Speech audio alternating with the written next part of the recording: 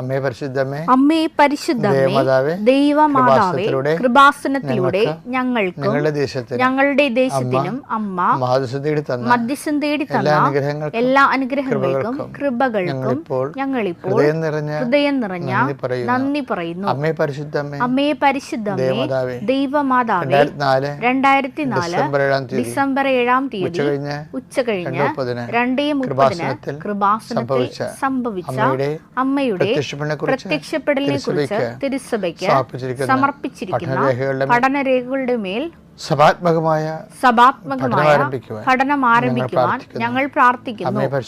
അമ്മേ പരിശുദ്ധമേ, ഭൂസ്വർ ലോകങ്ങളുടെ രാജ്ഞിയായ അങ്ങേയ്ക്ക് ഭൗമ സംരക്ഷണത്തിനായി പ്രപഞ്ച പ്രകൃതിയെ തന്നെ തിരുസഭ പ്രതിഷ്ഠിക്കുവാൻ ഈ പ്രത്യക്ഷീകരണം വഴി ഇടയാക്കണമേ.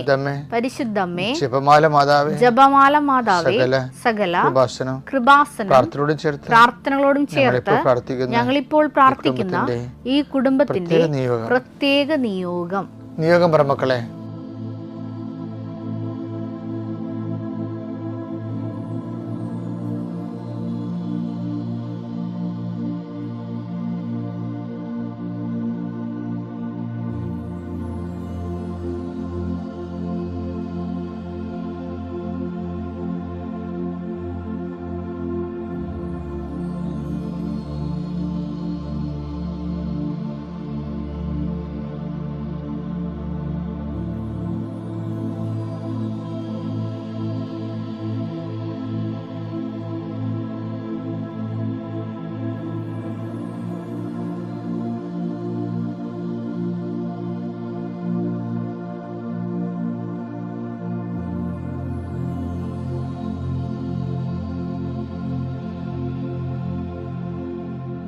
അമ്മയുടെ പ്രത്യക്ഷീകരണത്തിന്റെ ഈ അനുഗ്രഹവേളയിൽ ഞങ്ങൾക്ക് സാധിച്ചു തരുവാൻ കനിയണമേ. ആമേൻ. വിശ്വാസ പ്രമാണം. സർവശക്തനായ പിതാവും ആകാശത്തിന്റെയും ഭൂമിയുടെയും സൃഷ്ടാവുമായ ദൈവത്തിൽ ഞാൻ വിശ്വസിക്കുന്നു. അവിടുത്തെ ഏകപുത്രനും ഞങ്ങളുടെ കർത്താവുമായ ഈശോമിശിഹായിലും ഞാൻ വിശ്വസിക്കുന്നു. ഈ പുത്രൻ പരിശുദ്ധാത്മാവിനാൽ ഗർഭസ്ഥനായി കന്യകാമറിയത്തിൽ നിന്ന് പിറന്ന് പൊന്തിയോസ് പീലാത്തോസിന്റെ കാലത്ത് പീഡകൾ സഹിച്ച് കുരിശിൽ തറയ്ക്കപ്പെട്ട് മരിച്ച് അടക്കപ്പെട്ട് പാതാളങ്ങളിൽ ഇറങ്ങി മരിച്ചവരുടെ ഇടയിൽ നിന്ന് 3-ാം നാൾ ഉയർത്ത് സ്വർഗത്തിലേക്ക് എഴുന്നള്ളി സർവശക്തിയുള്ള പിതാവായ ദൈവത്തിന്റെ വലതുഭാഗത്തിരിക്കുന്നു. അവിടെ നിന്ന് ജീവിക്കുന്നവരെയും മരിച്ചവരെയും വിധിക്കുവാൻ വരുമെന്നും ഞാൻ വിശ്വസിക്കുന്നു. പരിശുദ്ധാത്മാവിലും ഞാൻ വിശ്വസിക്കുന്നു.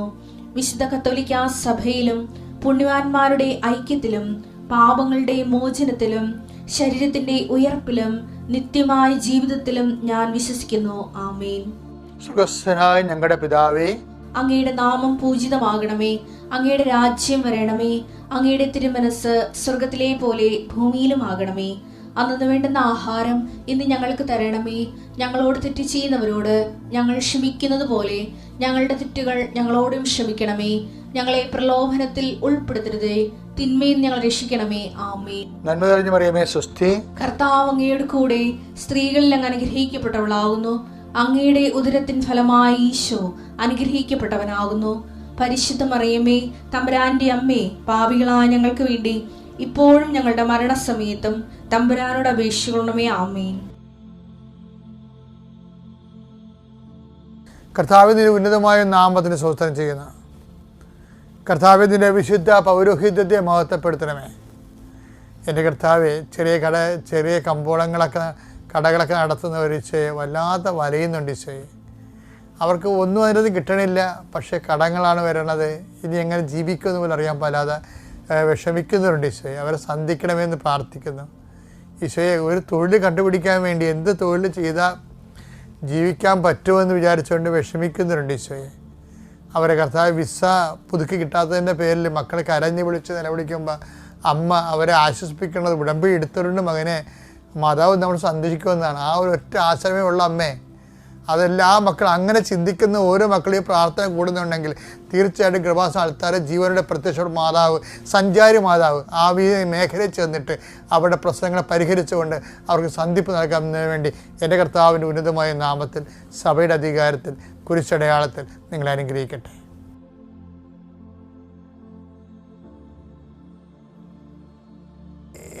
എനിക്ക് ഭയങ്കരമായിട്ട് ഇഷ്ടപ്പെട്ടിട്ടുള്ള ഒരു പാസേജ് ഉണ്ട്. ബാലാമിൻ്റെ കഴുത എന്ന് പറയും. ബാലാക്ക് എന്ന് പറഞ്ഞ് ഒരു ദുർപ്രവാചകനുണ്ടായിരുന്നു. അയാൾ ഇസ്രായേൽ ജനത്തെ ശത്രുവാണ്. ബാലാൻ ഒരു നല്ല പ്രവാചകനാണ്. അപ്പോഴേ ബാലാക്ക് ബാലാവിനെ ചാക്കിട്ട് പിടിക്കും. പറയും, നിൻ്റെ പ്രവചനമൊക്കെ ഭയങ്കര പേരാണ്, നിനക്ക് നാട്ടുകാർ അംഗീകരിക്കേണ്ടതാണ്, പ്രവാചകനാണെങ്കിൽ ഇങ്ങനെ വേണം, നീ പ്രവചിച്ചാൽ ഭരിക്കും, അതുകൊണ്ട് ഇസ്രായേൽ ജനത്തിനെ ശപിക്കാൻ ഈ ബാലാക്ക് വിളിച്ചുകൊണ്ട് പോകും. പക്ഷെ ഈ പൂണ വഴിക്ക് കുറേ കാര്യങ്ങൾ സംഭവിക്കും. സംഖ്യ 22-ാം അധ്യായമാണ്, 21 മുതൽ തിരുവചനങ്ങൾ. ബാലാം രാവിലെ എഴുന്നേറ്റ് കഴുതയ്ക്ക് ജീനിയിട്ട് മൊവാബിലെ പ്രഭുക്കന്മാരോടൊപ്പം പുറപ്പെട്ടു. അവൻ പോയതുകൊണ്ട് ദൈവത്തിന്റെ കോപം ജ്വലിച്ചു. കർത്താവിന്റെ ദൂതൻ വഴിയിൽ അവനെതിരെ നിന്നു. ഈ ബാലാവിന് ഇസ്രായേൽക്കാരെ ശപിക്കാൻ വേണ്ടി ബാലാക്ക് വിളിച്ചുകൊണ്ട് പോവുകയാണ്. അപ്പോൾ കർത്താവിൻ്റെ കോപം ജ്വലിച്ചെന്ന് എന്ത് ചെയ്ത് ദൂതൻ വഴിയരികിൽ നിന്ന് വഴി മുടക്കി വഴിയരികിൽ നിൽക്കുകയാണ്. ഈ ദൂതൻ ഊരിപ്പിടിച്ച വാളുമായിട്ട്. കഴുതപ്പുറത്ത് സഞ്ചരിച്ചിരുന്ന ബാലാമിന്റെ കൂടെ 2 ഭൃത്യന്മാരും ഉണ്ടായിരുന്നു. ബാലാമിനോട് 2 ഭൃത്യന്മാരുണ്ടായിരുന്നു. കർത്താവിന്റെ ദൂതൻ ഊരിയ വാളുമായി ഊരിയ വാളുമായി വഴി നിൽക്കുന്നത് കണ്ട് കഴുത വയലിലേക്ക് ചാടി. കഴുത കണ്ട്, പക്ഷെ ബാലാം കണ്ടില്ല. ഇത് ഭയങ്കര രസമാണ്. ബൈബിളിലെ ഏറ്റവും രസകരമായ സംഭവമാണ്. അതായത് കഴുത കണ്ട് ബുദ്ധിമാനായ ബാലാം ദൈവത്തിനെ കണ്ടില്ല. അത് എക്കാലത്തും അങ്ങനെ തന്നെ ആയിരിക്കും സംഭവിക്കണത്. പറ. വഴിയിലേക്ക് തിരിച്ചു കൊണ്ടുവരാൻ ബാലാം അതിനെ അടിച്ചു. അപ്പോൾ ഈ കഴുത ഇങ്ങനെ ചാഞ്ഞ് പോയി, ദൂതനെ കണ്ടിട്ട് ചാഞ്ഞ് പോയി. അതിനെ നേരെ കൊണ്ടുവരാൻ ഈ ബാലാം കഴുതനെ അടിക്കുന്നുണ്ട്. അപ്പോൾ കർത്താവിന്റെ ദൂതൻ മുന്തിരിത്തോട്ടത്തിൽ ഇരുവശവും മതിലുള്ള ഇടുങ്ങിയ വഴിയിൽ നിന്നു. കർത്താവിന്റെ ദൂതനെ കണ്ട് കഴുത മതിലിനോട് ചേർന്ന് ഒതുങ്ങി. കഴുതൊക്കെ കാണാൻ പാടില്ല ദൂതനെ. ബാലാവിനെ കഴുത പുറത്തിരിക്കുന്നത് ബാലാവിനെ കാണാൻ പാടില്ല. അതുകൊണ്ട് കഴുത ഒതുങ്ങുകയാണ് ബാലാവിനെ കൊണ്ട്. ബാലാമിന്റെ കാൽ മതിലിൽ ഉരഞ്ഞു. ബാലാവിന്റെ കാല് മതിലൊരുങ്ങി.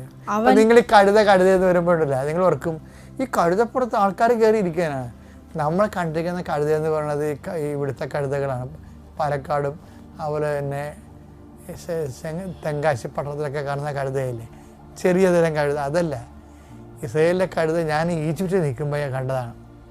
അതായത് ഒരു കഴുത ഒരു 6 ചാക്ക് അരിയും കൊണ്ട് ഒരു വണ്ടിയിലോട്ട് ഭരിച്ചുകൊണ്ട് ഓടണം. ഞാൻ വായുമ്പോഴത്തെ നോക്കിയെന്നോട് ആദ്യമായിട്ട് ഞാൻ ഇങ്ങനെ കഴുതയെ കാണുന്നത്. കാര്യം വയറ്റ് വെള്ള നിറവും പിന്നെ ആഷ് കളറാണ്. നല്ല ഇരുമ്പ് ബോഡിയാണ് അവന് 6 ചിലപ്പോൾ 10 ചാക്കും കൊണ്ടുപോടും. അത്തരം കഴുതകളാണ്. കുതിരയേക്കാൾ സ്വല്പം കൂടി ചെറിയ സാധനമാണ്. അപ്പോഴും അവ കയറി യാത്ര ചെയ്യാൻ പറ്റും. അതാണ് ഇസ്രായേലിലെ കഴുതകൾ. ഈജിപ്തിലും ആ കഴുതകളുണ്ട്. ബാലാമിന്റെ കാൽ മതിലിൽ ഒരഞ്ഞു. അവൻ കഴുതയെ വീണ്ടും അടിച്ചു. കർത്താവിന്റെ ദൂതൻ മുമ്പോട്ട് പോയി. ഇടം വലം തിരിയാൻ ഇടമില്ലാത്ത ചലിക്കാൻ പറ്റാത്ത രീതിയിൽ ഇടുങ്ങിയ സ്ഥലത്ത് കർത്താവ് ദൂതൻ നിന്നു. ദൂതനെ കണ്ടപ്പോൾ കഴുത കിടന്നു കളഞ്ഞു. മനസ്സിലായി. ഇനി മുന്നോട്ട് പോകാൻ പറ്റുന്ന ബാലാവിനെ കൊണ്ട് കഴുത താഴെ കിടന്നു. ബാലാമിന്റെ കോപം ജ്വലിച്ചു. അവൻ വടി കൊണ്ട് കഴുതയെ അടിച്ചു. അപ്പോൾ കർത്താവ് കഴുതയ്ക്ക് സംസാര ശക്തി നൽകി. 3 പ്രാവശ്യം എന്നെ അടിക്കാൻ ഞാൻ നിന്നോട് എന്ത് ദ്രോഹം ചെയ്തു എന്ന് കഴുത ചോദിക്കാൻ ബാലാവിനോട്. ബാലാം കഴുതയോട് പറഞ്ഞു, നീ എന്നെ അവഹേളിച്ചു. വാളുണ്ടായിരുന്നെങ്കിൽ ഞാൻ നിന്നെ കൊന്നുകളയുമായിരുന്നു. വെട്ടി കൊന്നുകളഞ്ഞാണ്. കഴുത ബാലാമിനോട് ചോദിച്ചു, ഇന്ന് വരെ നീ സഞ്ചരിച്ചിരുന്ന നിന്റെ കഴുതയല്ലേ ഞാൻ. ഇതിനു മുമ്പ് ഒരിക്കലെങ്കിലും ഞാൻ നിന്നോട് ഇങ്ങനെ ചെയ്തിട്ടുണ്ടോ? ഇല്ല. ബാലാം സമ്മതിച്ചു. അപ്പോൾ കർത്താവ് ബാലാമിന്റെ കണ്ണുകൾ തുറന്നു. അപ്പോഴാണ് കർത്താവ് ബാലാന്റെ കണ്ണ് തുറന്ന് ദൂതനവൻ കാണുന്നത്. ഊരിയ വാളേന്തി വഴിയിൽ നിൽക്കുന്ന കർത്താവിന്റെ ദൂതനെ കണ്ട് അവൻ കമിഴ്ന്നു വീണു.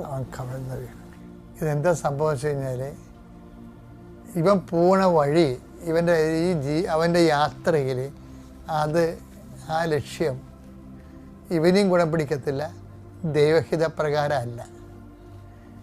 അതുകൊണ്ട് ഈ ബാലാൻ ദൈവത്തിൻ്റെ ആണായത് കാരണമാണ് ഇസ്രായേൽ ജനങ്ങളെ ശപിച്ച് ശാപം സ്വന്തമായിട്ട് മേടിക്കാൻ പോകുകയാണ് ഇവൻ.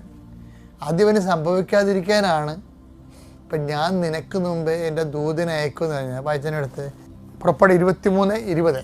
ഇതാ ഒരു ദൂതനെ നിനക്ക് മുൻപേ ഞാൻ അയക്കുന്നു. അവൻ നിന്റെ വഴിയിൽ നിന്നെ കാത്തുകൊള്ളും. ഞാൻ ഒരുക്കിയിരിക്കുന്ന സ്ഥലത്തേക്ക് നിന്നെ കൊണ്ടുവരികയും ചെയ്യും. നന്ദി പറയുന്നു. എൻ്റെ പേര് അഞ്ജു. ഞാൻ കാസർഗോഡ് ജില്ലയിലെ ഉദയപുരം ഇടവകയിൽ നിന്നാണ് വരുന്നത്. എനിക്ക് ആദ്യമായിട്ട് പറയാനുള്ളത്, എനിക്ക് വർഷങ്ങളായിട്ട് 20 വർഷത്തിന് മുകളിലായിട്ട് എനിക്ക് വായിൽ പുണ്ണുണ്ടായിരുന്നു. എന്നും മിക്കവാറും ദിവസങ്ങൾ വായിൽ പുണ്ണായിട്ട് തന്നെ ഭയങ്കര ബുദ്ധിമുട്ടായിരുന്നു.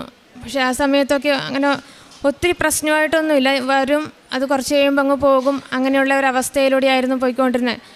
അത് കഴിഞ്ഞ് ഈ കഴിഞ്ഞ 6 മാസമായിട്ട് എൻ്റെ വായിൽ നിറച്ചും പുണ്ണ് വരും, 2-3 ഒരുമിച്ച് വരും. അത് കഴിഞ്ഞ് അതെല്ലാം ഒന്നായിട്ട് മാറുകയും അത് വലിയ വ്രണം പോലെ, ഈ ക്യാൻസർ പേഷ്യൻറ്റിനൊക്കെ വരുന്ന പോലെ അത്രയും ഭീകരമായ രീതിയിൽ വരും. നാക്കിൻ്റെ സൈഡിലും അങ്ങനെ ഒത്തിരി ഭയങ്കര ഒരു പ്രശ്നത്തിലൂടെ കടന്നു പോകുമ്പോൾ പിന്നെ എനിക്ക് സംസാരിക്കാൻ പറ്റുന്നില്ല. ആരെങ്കിലും വിളിച്ചാൽ സംസാരിക്കാനോ ഒന്നും പറ്റില്ല. ഞാൻ വാട്സപ്പിൽ മെസ്സേജ് ഇട്ട് അങ്ങനെയൊക്കെ ആയിരുന്നു എല്ലാവരോടും സംസാരിച്ചുകൊണ്ടിരിക്കുന്നത്. വീട്ടിലാണെങ്കിൽ എഴുതി കാണിച്ചു കൊടുത്ത് അങ്ങനെ എല്ലാം അങ്ങനെയൊക്കെ ആയിരുന്നു എല്ലാം കാര്യങ്ങൾ ചെയ്തുകൊണ്ട് പോകുന്നത്. പക്ഷേ അത് കഴിഞ്ഞ് എനിക്ക് 6 മാസം തുടർച്ചയായിട്ട് ഇങ്ങനെ വന്നുകൊണ്ടിരിക്കുന്ന ഒരവസ്ഥ എനിക്ക് ഭയങ്കര ഒരു ടെൻഷനായി. സാധാരണഗതിയിൽ അത്രയും പ്രശ്നമായിട്ടൊന്നും വരാറില്ല, വന്നു ഒരാഴ്ച കഴിയുമ്പോഴത്തേനും അങ്ങ് പോകുമായിരുന്നു. പക്ഷേ ഈ 6 മാസം തുടർച്ചയായിട്ട് ഇങ്ങനെ മാറാതെ വായിലൊരു റെസ്റ്റും ഇല്ലാത്ത രീതിയിൽ വായിൽ പുണ്ണ് വരും. അപ്പോൾ എനിക്ക് ഭക്ഷണം കഴിക്കാൻ പറ്റുന്നില്ല, വെള്ളം കുടിക്കാൻ പറ്റുന്നില്ല, ഉറക്കവുമില്ല. രാത്രിയിൽ കിടന്നു കഴിഞ്ഞാൽ വായിലിങ്ങനെ വെള്ളം വരുന്ന പോലെയാകും. അപ്പോൾ കിടക്കാൻ പറ്റുന്നില്ല, ഉറങ്ങാനോ ഒന്നും പറ്റാത്തൊരവസ്ഥയിൽ ഞാൻ കട്ടിലേൽ ഇങ്ങനെ ചാരിയിരുന്ന് തലയിൽ ഇങ്ങനെ കൈവച്ച് അങ്ങനെ ഒരു അവസ്ഥയിലൂടെയായിരുന്നു, ഉറങ്ങാൻ പറ്റാത്തൊരവസ്ഥയിലൂടെയായിരുന്നു കടന്നു പോയിക്കൊണ്ടിരുന്നത്. അപ്പോൾ അത് കഴിഞ്ഞ് ഇത്രയും പ്രശ്നമായി കഴിഞ്ഞപ്പോൾ അതിലിടയ്ക്കൊക്കെ ഡോക്ടേഴ്സിനെ കാണിച്ച് അവർ അത്യാവശ്യം വൈറ്റമിൻ്റെ മരുന്നും കാര്യങ്ങളൊക്കെ തരും. 1-2 പ്രാവശ്യം ആൻറ്റിബയോട്ടിക് തന്നു. പക്ഷെ അതൊന്നും കഴിച്ചിട്ടൊന്നും എനിക്ക് ഒരു കുറവും ഇല്ല. വൈറ്റമിൻ്റെ പ്രശ്നത്തിൽ ഞാൻ ഒത്തിരി മരുന്ന് കഴിച്ചിട്ടുണ്ടായിരുന്നു. പക്ഷേ വൈറ്റമിൻ്റെ പ്രശ്നം കൊണ്ടൊന്നല്ല എന്നുള്ള കാര്യം എനിക്കറിയാം. ഇത് വൈറ്റമിൻ കഴിച്ചാലും കുറയുന്നില്ലാതെ കാണുമ്പം ഏകദേശം അറിയുമല്ലോ. അപ്പം അത് കഴിഞ്ഞ് ഇത്രയും ഭയങ്കര ഭീകരമായ രീതിയിൽ വരാൻ തുടങ്ങിയപ്പം എനിക്ക് മനസ്സിലൊരു സംശയം തോന്നി, ഇത് ക്യാൻസറിൻ്റെ അങ്ങനെ എന്തെങ്കിലും ആണോ എന്നൊരു സംശയം തോന്നി.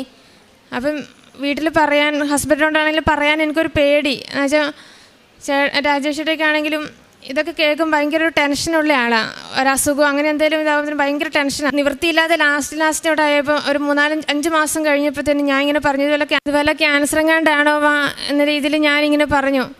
പിന്നെ ഒന്നും നോക്കിയില്ല, പുള്ളിക്ക് ടെൻഷനായി. അപ്പോൾ എന്നോട് പറഞ്ഞു, എന്നാൽ പിന്നെ നമുക്ക് പെട്ടെന്ന് ഞാനൊന്നും മംഗലാപുരത്തൊന്ന് കൊണ്ട് കാണിച്ച് നോക്കാം എന്ന് പറഞ്ഞു. അപ്പോൾ അങ്ങനെ ഞങ്ങൾ ഏതായാലും ഞാനും വിചാരിച്ചു ഇത്രയും വേദന സഹിച്ചില്ലേ, ഇനിയിപ്പോൾ ഒന്ന് മംഗലാപുരത്തായാലും ഒന്ന് കാണിച്ച് ഇതിൻ്റെ കാര്യത്തിൽ തീരുമാനമാക്കിയിട്ടേ ഉള്ളൂ എന്നുള്ള, ഒന്നുകിൽ എന്താണെന്ന് കാര്യമൊന്നും എനിക്ക് അറിയണം, അല്ലെങ്കിൽ ഇതൊന്ന് മാറിക്കിട്ടണം എന്ന രീതിയിൽ തന്നെ ഞാനും അത്ര മടുത്തു. വേദന സഹിച്ച് എനിക്ക് സഹിക്കാൻ പറ്റാത്ത ഒരവസ്ഥയിലൂടെ അത്ര എത്തി. അപ്പോൾ മംഗലാപുരത്ത് കൊണ്ട് കാണിച്ചപ്പോൾ അവർ ഓരോ ചെക്കപ്പൊക്കെ ചെയ്ത് കഴിഞ്ഞിട്ട് മരുന്ന് തന്നു, ഒരാഴ്ചത്തേക്ക് മരുന്ന് തന്നു. അത് കഴിച്ചിട്ട് കുറവില്ലെങ്കിൽ നമുക്ക് എൻഡോസ്കോപ്പി ചെയ്യാമെന്ന് പറഞ്ഞു. എൻഡോസ്കോപ്പി ചെയ്യാമെന്ന് പറഞ്ഞ് അങ്ങനെ മരുന്ന് കഴിച്ച് ഒരാഴ്ച കഴിഞ്ഞ് പോകാൻ വേണ്ടി ഞങ്ങളെല്ലാം റെഡിയായിട്ട് ഇരിക്കുമ്പോഴത്തേനും എനിക്ക് 1 വർഷം മുന്നേ യൂട്രസിൽ ചെറിയൊരു മുഴയുണ്ടായിരുന്നു. അത് ഒരെണ്ണമായിരുന്നു. അത് കഴിഞ്ഞ് എല്ലാം വായിൽ പുണ്ണിൻ്റെ കാര്യത്തിൽ തീരുമാനമാക്കണം എന്നുള്ള രീതിയിൽ വന്നപ്പോഴത്തേനും എനിക്ക് വയറുവേദന, ഒരു വെള്ളിയാഴ്ച ദിവസം ആകുമ്പോഴത്തേനും എനിക്ക് വയറുവേദന വരുന്നു. അപ്പോൾ എനിക്കൊരു പേടിയായി. ഇത് യൂട്രസിൽ ഇങ്ങനെ പ്രശ്നം ഉള്ളത് കാരണം എനിക്ക് നല്ലൊരു പേടിയുണ്ടായിരുന്നു. അപ്പോൾ അത് കഴിഞ്ഞ് ഞാൻ ഡോക്ടേഴ്സിനെ അന്ന് തന്നെ ആ വേദന സഹിക്കാൻ പറ്റാത്തൊരു വേദനയായത് കാരണം ഞാൻ ഡോക്ടറിനെ അന്ന് കൊണ്ട് കാണിച്ചപ്പോൾ എന്നോട് പറഞ്ഞു, എനിക്കന്ന് അങ്ങനെ ഉണ്ടായിരുന്നില്ല, അപ്പം ഒന്ന് സ്കാനിങ് ചെയ്യണമെന്ന് പറഞ്ഞു. ഞാൻ ശനിയാഴ്ച ദിവസം തന്നെ പോയി സ്കാനിങ് ചെയ്ത് നോക്കുമ്പം എനിക്ക് ഒരു മുഴയുള്ളിടത്ത് 3 എണ്ണം കൂടെ കൂടി, അങ്ങനെ 4 എണ്ണമായിട്ട് മാറി. 4 എണ്ണമായിട്ട് വന്നപ്പം ബ്ലാഡറിൽ ഇങ്ങനെ തടിപ്പും, അപ്പം യൂറിൻ കംപ്ലീറ്റ് പോകുന്നില്ല. അപ്പോൾ അവിടെ ഇങ്ങനെ ഇൻഫെക്ഷനുമായിട്ട് മാറി. അപ്പോൾ ആ സ്കാനിങ് ചെയ്യുന്ന ഡോക്ടർ തന്നെ പറഞ്ഞു, എത്രയും പെട്ടെന്ന് തന്നെ നീ ഒന്ന് പോയിട്ട് നല്ലൊരു ഗൈനക്കോളജിസ്റ്റിനെ അങ്ങനെ കാണിച്ച് നല്ല ട്രീറ്റ്മെൻറ്റ് എടുത്തില്ല, അത് മൊത്തം സ്പ്രെഡ് ആകാൻ ചാൻസ് ഉണ്ടെന്ന് പറഞ്ഞു. അപ്പം നീ ഒത്തിരി താമസിക്കണ്ട, യൂറിൻ കൾച്ചറൊക്കെ ചെയ്ത് നീ എത്രയും പെട്ടെന്ന് തന്നെ വേഗം പോകണം എന്ന് പറഞ്ഞു. അപ്പോൾ ഞാൻ പിന്നെ എനിക്ക് അതും ഒരു ടെൻഷനായി. അപ്പം വായിലെ പുണ്ണ് അവിടെ മാറ്റി വെച്ചു.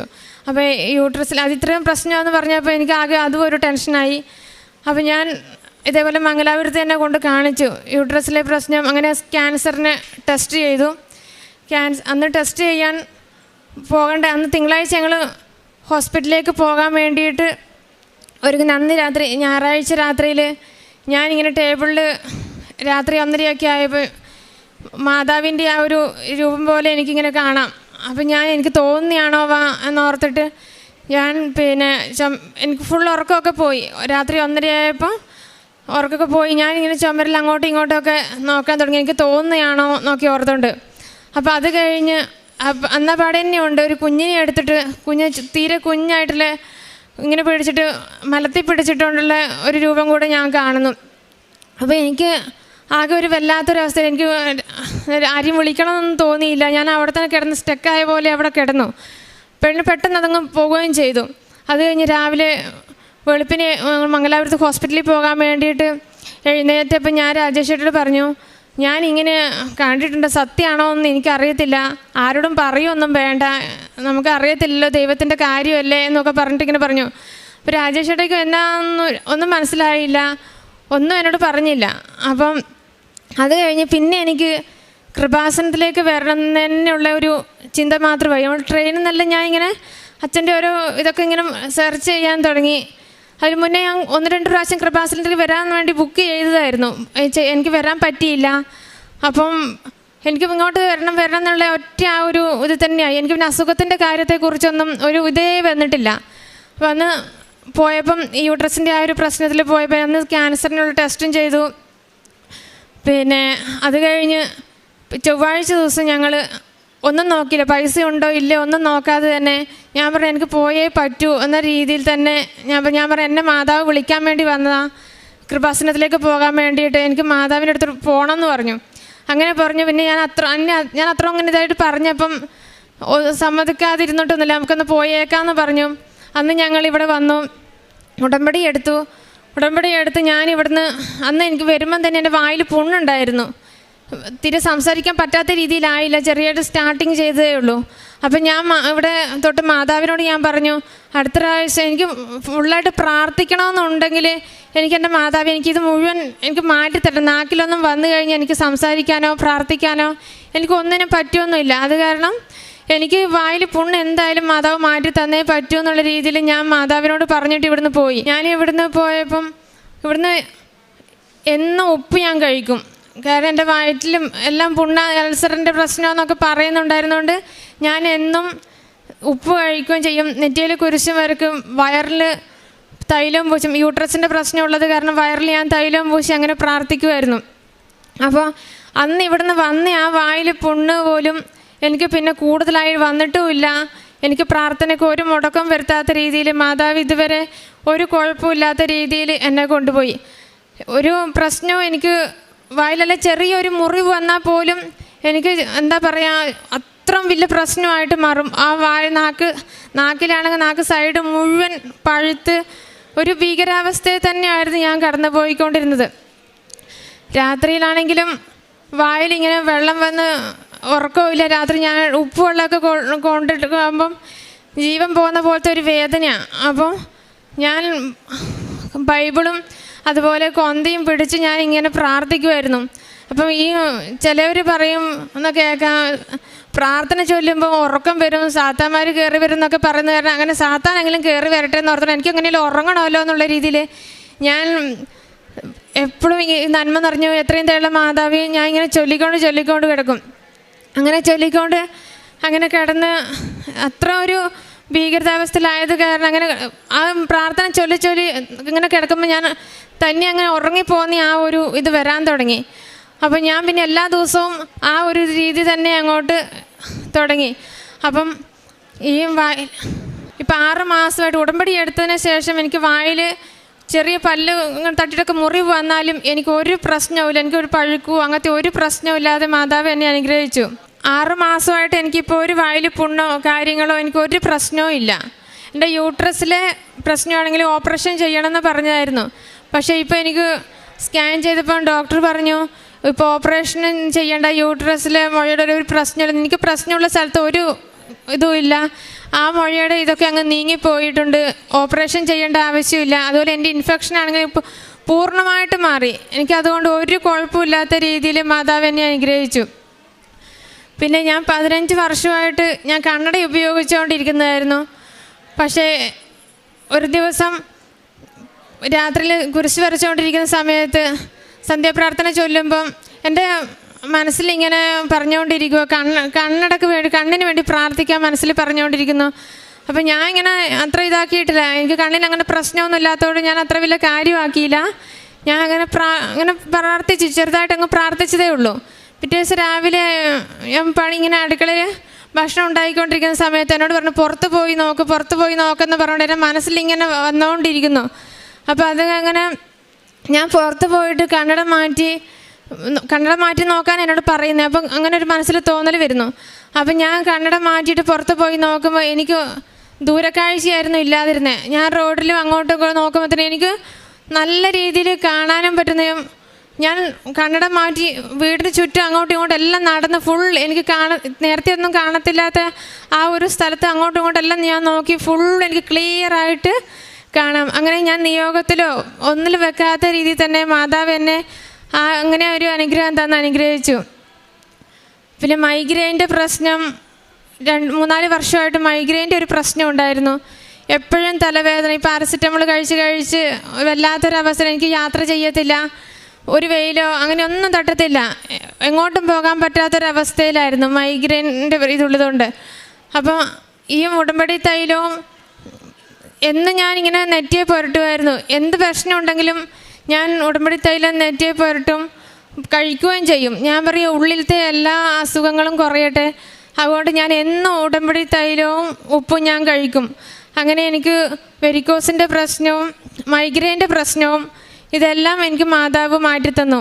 ഇച്ചിരി ഭക്ഷണ സാധനങ്ങൾ കൊണ്ടു കൊടുക്കുകയും ഞങ്ങൾ കൊണ്ട് പറ്റുന്ന രീതിയിലുള്ള കാര്യങ്ങളെല്ലാം ചെയ്തു കൊടുക്കുകയും രോഗികൾക്ക് പൈസയായിട്ടും അതുപോലെ വീട് പണിയാൻ അങ്ങനെയൊക്കെ ഉള്ളവർക്ക് നമ്മളെക്കൊണ്ട് പറ്റുന്ന രീതിയിലുള്ള സഹായങ്ങൾ ചെയ്തു കൊടുക്കലുണ്ടായിരുന്നു. പിന്നെ പ്രേക്ഷിത പ്രവർത്തനമായിട്ട് ഞാൻ ഇവിടുന്ന് കിട്ടുന്ന പത്രം ഞാൻ ഇവിടുന്ന് പോകുമ്പം തന്നെ ട്രെയിനിൽ പറ്റുന്നവർക്കൊക്കെ കൊടുക്കും. അതല്ലാതെ നാട്ടിൽ അവിടുന്ന് വീടുകൾ തോറും ഇറങ്ങി കൊടുക്കും, അല്ലെങ്കിൽ കാണുന്നവർക്കും എല്ലാവർക്കും ഞാനങ്ങ് കൊടുക്കും. പിന്നെ ഈ ഡെയിലി ബ്രെഡ് ദിവസവും കാണുമായിരുന്നു.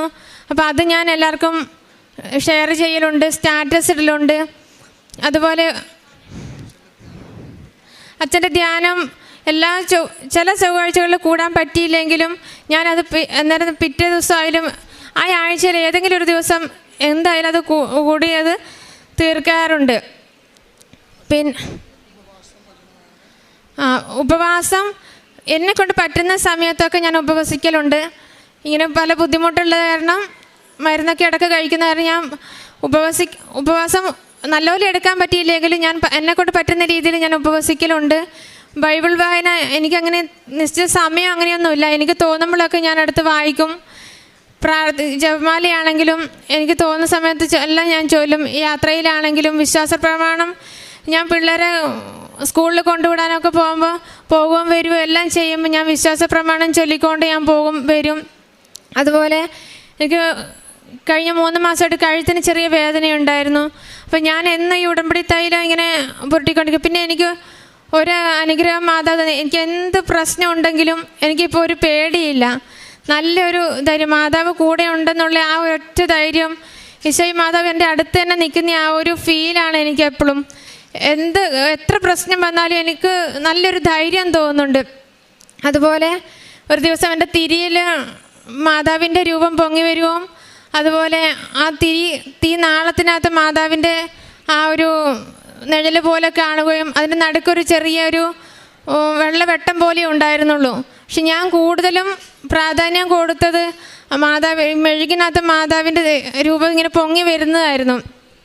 പക്ഷേ അത് കഴിഞ്ഞ് വൈകുന്നേരം നമ്മൾ ഫോട്ടോ എടുത്ത് വെച്ചതിനകത്തുനിന്ന് ഒരു ഓസ്തി പോലെ ഇതാവുകയും ആ വെള്ളവെട്ടത്തിൻ്റെ നടുക്കൂടെ ചുറ്റിനും ഒരു റെഡ് കളർ ഫോട്ടോയിൽ തന്നെ ഇതായി മാറി. പെട്ടെന്ന് എനിക്ക് ആകെ ടെൻഷനായി.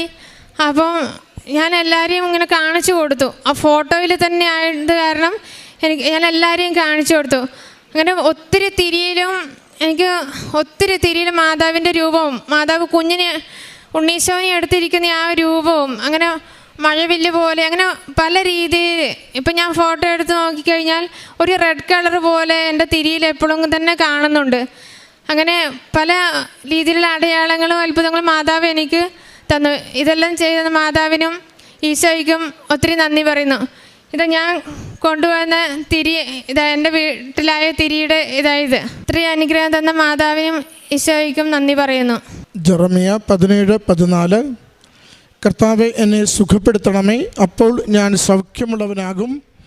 എന്നെ രക്ഷിക്കണമേ, അപ്പോൾ ഞാൻ രക്ഷപ്പെടും. അങ്ങ് മാത്രമാണ് എൻ്റെ പ്രത്യാശ. അഞ്ജു രാജേഷ് എന്ന ഈ മകൾ തൻ്റെ മരിയൻ ഉടമ്പടി ജീവിതത്തിൽ ലഭിച്ച സൗഖ്യാനുഭവങ്ങളെയാണ് അമ്മയുടെ തിരുവൾത്താരയിൽ സന്തോഷത്തോടും നന്ദിയോടും കൂടി സമർപ്പിക്കുന്നത്. മകൾ ആദ്യം സൂചിപ്പിച്ചു തുടങ്ങിയത് വായിലുണ്ടാവുന്ന പുണ്ണുകളെക്കുറിച്ചാണ്. 3ഉം 4ഉം കുരുക്കൾ വലുതായി വരികയും സംസാരിക്കുവാനും ഭക്ഷണം കഴിക്കുവാനും പറ്റാത്ത വിധം ഏറെ വേദനയും ഏറെ ക്ലേശകരമായ ജീവിത സാഹചര്യങ്ങളും രാവും പകലും മകൾക്ക് അനുഭവിക്കേണ്ടി വന്നിരുന്ന നാളുകളെക്കുറിച്ചാണ് മകൾ ആദ്യം നമ്മോട് സൂചിപ്പിച്ചത്. ഉടമ്പടി എടുത്ത് ഉടമ്പടി നേർച്ച വസ്തുക്കൾ ഉപയോഗിക്കുകയും ഉടമ്പടി ഉപ്പും ഉടമ്പടി തൈലവും ഉപയോഗിച്ചതിലൂടെ മകൾക്ക് ലഭിച്ച പൂർണ്ണമായ സൗഖ്യത്തെയും ഈ 6 മാസമായി പിന്നീട് യാതൊരു ക്ലേശവും അതിൻ്റെ അനുഭവിക്കാതെ മരുന്നും ലേപനവും ഉപയോഗിച്ച് സൗഖ്യപ്പെടാതിരുന്നത് അമ്മ മാതാവിൻ്റെ ഉടമ്പടി നേർച്ച വസ്തുക്കളിലൂടെ മകൾക്ക് ലഭിച്ച പൂർണ്ണ സൗഖ്യത്തെയാണ് ആദ്യം സാക്ഷ്യപ്പെടുത്തിയത്. രണ്ടാമത് മകൾക്കുണ്ടായിരുന്ന യൂട്രസിലെ മുഴകളെക്കുറിച്ചാണ് സൂചിപ്പിച്ചത്. അതോടൊപ്പം ബ്ലാഡർ സംബന്ധമായ രോഗത്തെക്കുറിച്ചും യൂറിൻ മുഴുവൻ പോകാതിരുന്ന ശാരീരികമായ ക്ലേശത്തെക്കുറിച്ചും ഒക്കെ മകൾ രണ്ടാമത്തെ സാക്ഷ്യത്തിൽ സൂചിപ്പിച്ചിരുന്നു. അതും ഉടമ്പടി നേർച്ച വസ്തുക്കൾ നിരന്തരം ഉപയോഗിച്ചതിലൂടെ ഓപ്പറേഷനൊന്നും കൂടാതെ തന്നെ മകൾക്ക് അവ ചുരുങ്ങുകയും സൗഖ്യം ലഭിക്കുകയും ശാരീരികമായ ക്ലേശങ്ങളിൽ നിന്ന് മകൾക്ക് ലഭിച്ച സൗഖ്യത്തെയും സന്തോഷത്തെയുമാണ് മകൾ രണ്ടാമത് സാക്ഷ്യപ്പെടുത്തിയത്. മൂന്നാമത് മകൾ കണ്ണിൻ്റെ കാഴ്ച സംബന്ധിച്ച വിഷയമാണ് നമ്മളോട് സാക്ഷ്യപ്പെടുത്തിയത്. അത് ദീർഘദൃഷ്ടി ഇല്ലായിരുന്നുവെന്നും ദൂരക്കാഴ്ചയില്ലാതെ ക്ലേശിച്ച് കണ്ണട ഉപയോഗിച്ചിരുന്ന മകള് ഇവിടെ അമ്മയുടെ സന്നിധിയിൽ ഉടമ്പടി പുതുക്കി പുറത്തേക്ക് ഇറങ്ങുമ്പോൾ കണ്ണട മാറ്റുവാൻ വേണ്ടി ഒരു സന്ദേശം ലഭിക്കുകയും അതിന് പ്രകാരം അമ്മ മാതാവ് നൽകിയ സന്ദേശമായി എടുത്തുകൊണ്ട് കണ്ണട ഊരി മാറ്റി 2 വശത്തേക്കും നോക്കുമ്പോൾ ദൂരക്കാഴ്ച മകൾക്ക് നന്നായി ലഭിച്ചതിനെയാണ് മകൾ സാക്ഷ്യപ്പെടുത്തിയത്. അതുപോലെ തന്നെ മൈഗ്രെയിൻ്റെയും വെരിക്കോസിസിൻ്റെയും രോഗാവസ്ഥകൾക്ക് മകൾക്ക് ലഭിച്ച ആശ്വാസത്തെയും സൗഖ്യത്തെയും മകൾ സാക്ഷ്യപ്പെടുത്തി. ഒന്നിനു പുറകെ ഒന്നായി ശരീരത്തിൻ്റെ വിവിധ രോഗാവസ്ഥകൾക്ക് ഓരോ സമയത്തും അമ്മ മാതാവ് നൽകിയ സംരക്ഷണം, സൗഖ്യം, ശാന്തത, സാധാരണ ജീവിതം നയിക്കുവാൻ വേണ്ടി നൽകിയ എല്ലാ നന്മകളെയുമാണ് മകൾ സാക്ഷ്യപ്പെടുത്തുന്നത്. മകൾ പറയുന്നുണ്ട്, കാസർഗോഡ് നിന്നും അമ്മ മാതാവിൻ്റെ തിരുനട വരെ പ്രത്യാശയോടെ ഓരോ തവണയും പ്രാർത്ഥിക്കുവാൻ വരുമ്പോൾ അമ്മ മാതാവ് ജീവിത വിഷയങ്ങൾ ഏറ്റെടുക്കുകയും കൂടുതൽ സംരക്ഷണവും സഹായവും നൽകി ജീവിതത്തിൻ്റെ എല്ലാ മേഖലകളെയും സഹായിക്കുകയും ചെയ്യുന്നുവെന്ന്. പ്രിയമുള്ളവരെ, ഉടമ്പടി ജീവിതം നമ്മൾ അമ്മ മാതാവിലൂടെ ഈശോയുടെ കരങ്ങളിലേക്ക് നമ്മുടെ ജീവിതങ്ങളെ സമർപ്പിക്കുന്ന പദ്ധതിയാണ്. പ്രാർത്ഥന കൊണ്ട് മാത്രമല്ല, പ്രവൃത്തി കൊണ്ട് വിശ്വാസത്തെ സാധൂകരിക്കുകയും വിശ്വസ്തതയുള്ള വിശ്വാസത്തിലൂടെ ദൈവത്തിനു മുമ്പിൽ നമ്മുടെ ജീവിതം കൃപയുള്ളതാകുവാൻ, അനുഗ്രഹിക്കപ്പെടുവാൻ യോഗ്യതയുള്ളതാണെന്ന് നാം ദൈവത്തിനു മുമ്പിൽ നമ്മളെ തന്നെ അവതരിപ്പിക്കുന്ന പ്രാർത്ഥനാ പ്രവർത്തന പദ്ധതിയാണിത്. അതുകൊണ്ടാണ് ഇതൊരു ബൈലാറ്ററൽ എഗ്രിമെൻ്റ് ആണെന്ന് പറയുന്നത്. എൻ്റെ ജീവിതത്തിൽ എന്തൊക്കെ ദൈവനാമത്തെ പ്രതി ഞാൻ ഉപേക്ഷിക്കുകയും സ്വീകരിക്കുകയും ചെയ്യും, അപ്പോൾ ദൈവം ഏതൊക്കെ മേഖലകളിൽ എൻ്റെ ജീവിതത്തിൽ ഇടപെടുകയും എന്നെ സഹായിക്കുകയും വേണമെന്ന് പരസ്പരം നമ്മൾ പുലർത്തുന്ന ഒരു എഗ്രിമെൻ്റാണ് ഉടമ്പടി എന്ന് പറയുന്നത്. അതുകൊണ്ട് കവനൻ്റ് പ്രേയറിൽ നമ്മൾ ആയിരിക്കുമ്പോൾ നിർബന്ധമായും നമ്മുടെ ജീവിതത്തിൻ്റെ ഉത്തരവാദിത്തങ്ങൾ വിശുദ്ധിയുള്ള ജീവിതം, വിശ്വാസമുള്ള ജീവിതം, വിശ്വസ്തതയുള്ള ജീവിതം, ദൈവനാമത്തെ മഹത്വപ്പെടുത്തി സുവിശേഷത്തെ കൈമാറുന്ന ജീവിതം നമ്മളിൽ നിന്നും നിർബന്ധമായും ആവശ്യപ്പെടുന്നുണ്ട്. അതുകൊണ്ട് നമ്മളെ തന്നെ കൂടുതൽ ദൈവസ്നേഹത്താൽ നിറഞ്ഞ് എളിമപ്പെടുത്തിക്കൊണ്ട് ദൈവകൃപ നേടുവാൻ തക്കവിധം നമുക്ക് തയ്യാറാക്കാം. അതിനുവേണ്ടി അമ്മ മാതാവിൻ്റെ സംരക്ഷണയിൽ നിരന്തരം ജീവിക്കുകയും പ്രാർത്ഥിക്കുകയും. ഗ്രിഗോറിയസ്, ഞങ്ങളിപ്പോൾ UK നിന്നാണ് വരുന്നത്. ഞാൻ ആദ്യമായിട്ട് ഉടമ്പടി എടുക്കുന്നത് 2/12/2017 അത് എൻ്റെ വിവാഹം 2017 ജാനുവരി 5 ഞാൻ പെട്ടെന്ന് ഗർഭിണിയാവുകയും 7-ാം മാസമായപ്പോൾ ഇവൾക്കൊരുപാട് ഗ്രോത്ത് ഡിലേസും കുറേ പ്രോബ്ലംസ് പ്രഗ്നൻസി റിലേറ്റഡ് ആയിട്ട് ഉണ്ടായിട്ട് പ്രീമച്വറായിട്ട് ഡെലിവറി ചെയ്യേണ്ടി വന്നു. അപ്പോൾ ഇവൾക്ക് പ്രീമച്വർ ആയിരുന്നെങ്കിലും ഇവൾക്ക് ഒരുപാട് ഗ്രോത്ത് ഡിലേസ് ഉണ്ടായിരുന്നു. ഡോക്ടേഴ്സ് ആണെങ്കിലും കൊച്ചു വലുതായി വരുമ്പോൾ മെൻ്റലി എന്തെങ്കിലും പ്രോബ്ലം ഉണ്ടാവുമോ, അങ്ങനെയൊന്നും അവർക്ക് മീൻസ് എന്തെങ്കിലും ഒരു ഇഷ്യൂസ് ഉണ്ടാവാൻ സാധ്യത ഉണ്ടാകും എന്നാണ് അവർ പറഞ്ഞിരുന്നത്.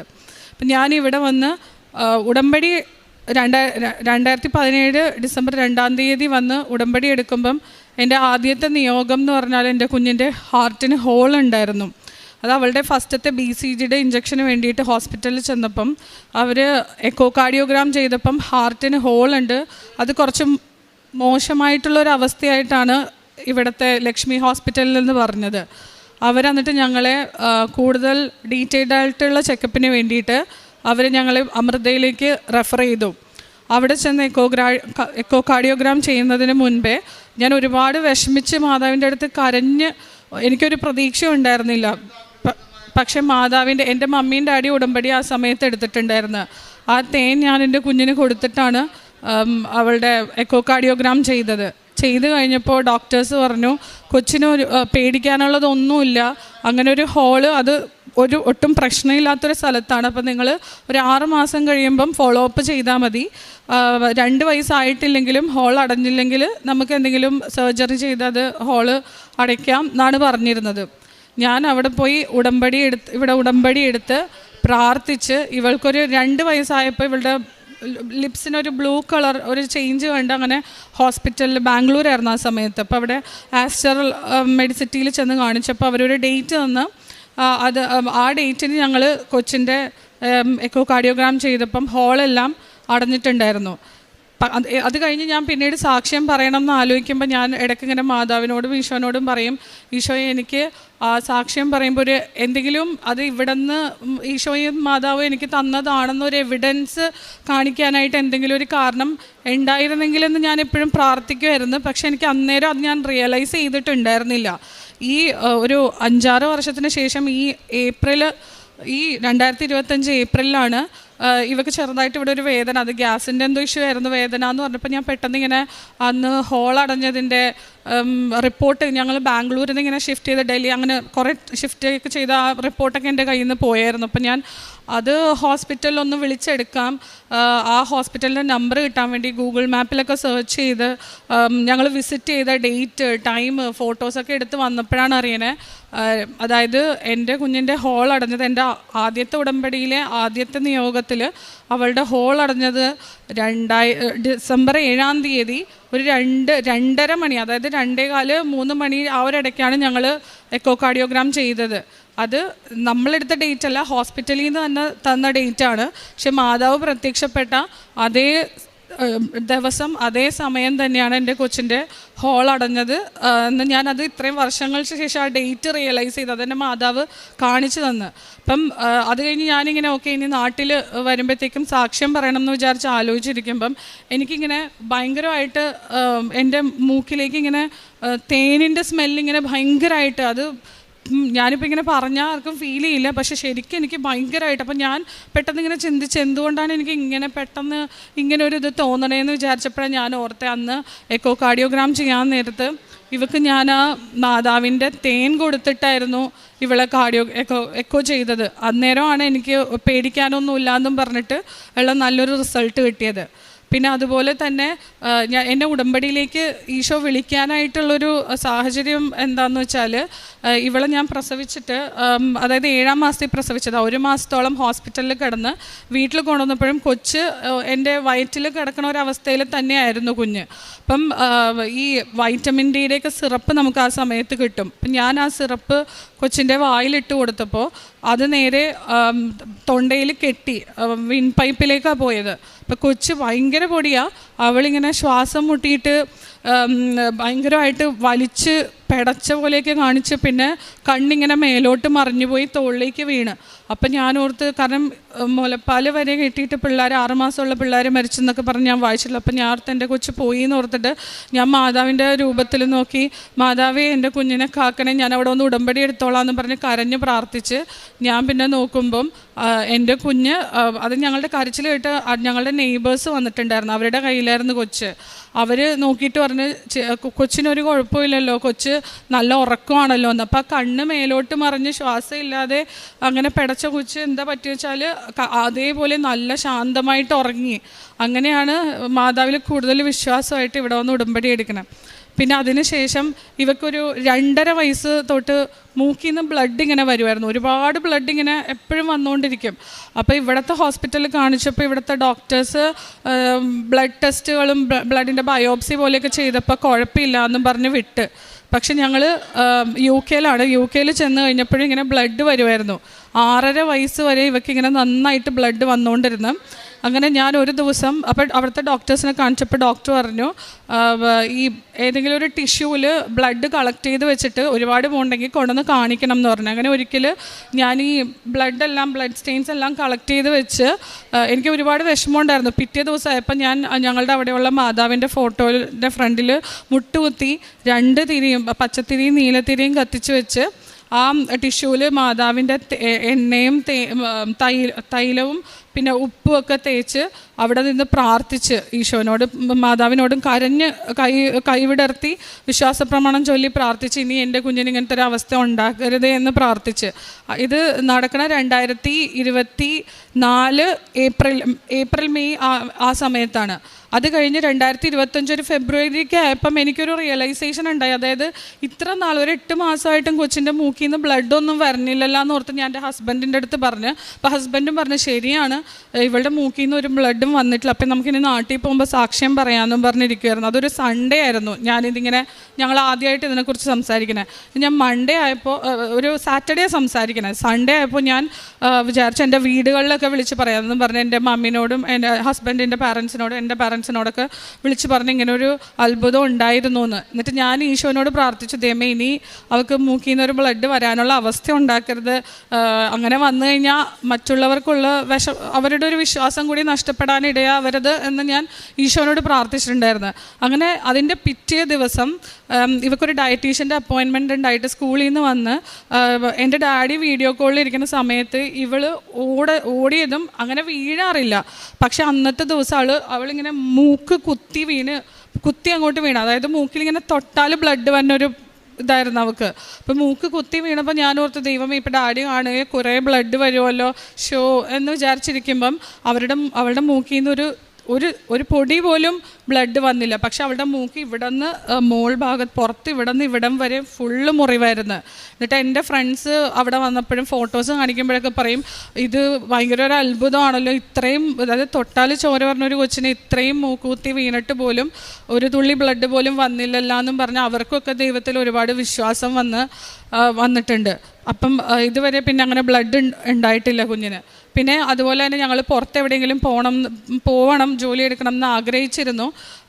എല്ലാം കറക്റ്റ് സമയമാകുമ്പോൾ ഈശോയും മാതാവും കൊണ്ടുവന്ന് നമ്മളുടെ കയ്യിൽ തന്നതുപോലെ 2021 സെപ്റ്റംബറിൽ എൻ്റെ ഹസ്ബൻഡിന് ഒരു കോഴ്സ് ചെയ്യാനായിട്ട് UK എല്ലാം ശരിയായി. ഞങ്ങൾ അങ്ങോട്ട് പോയി.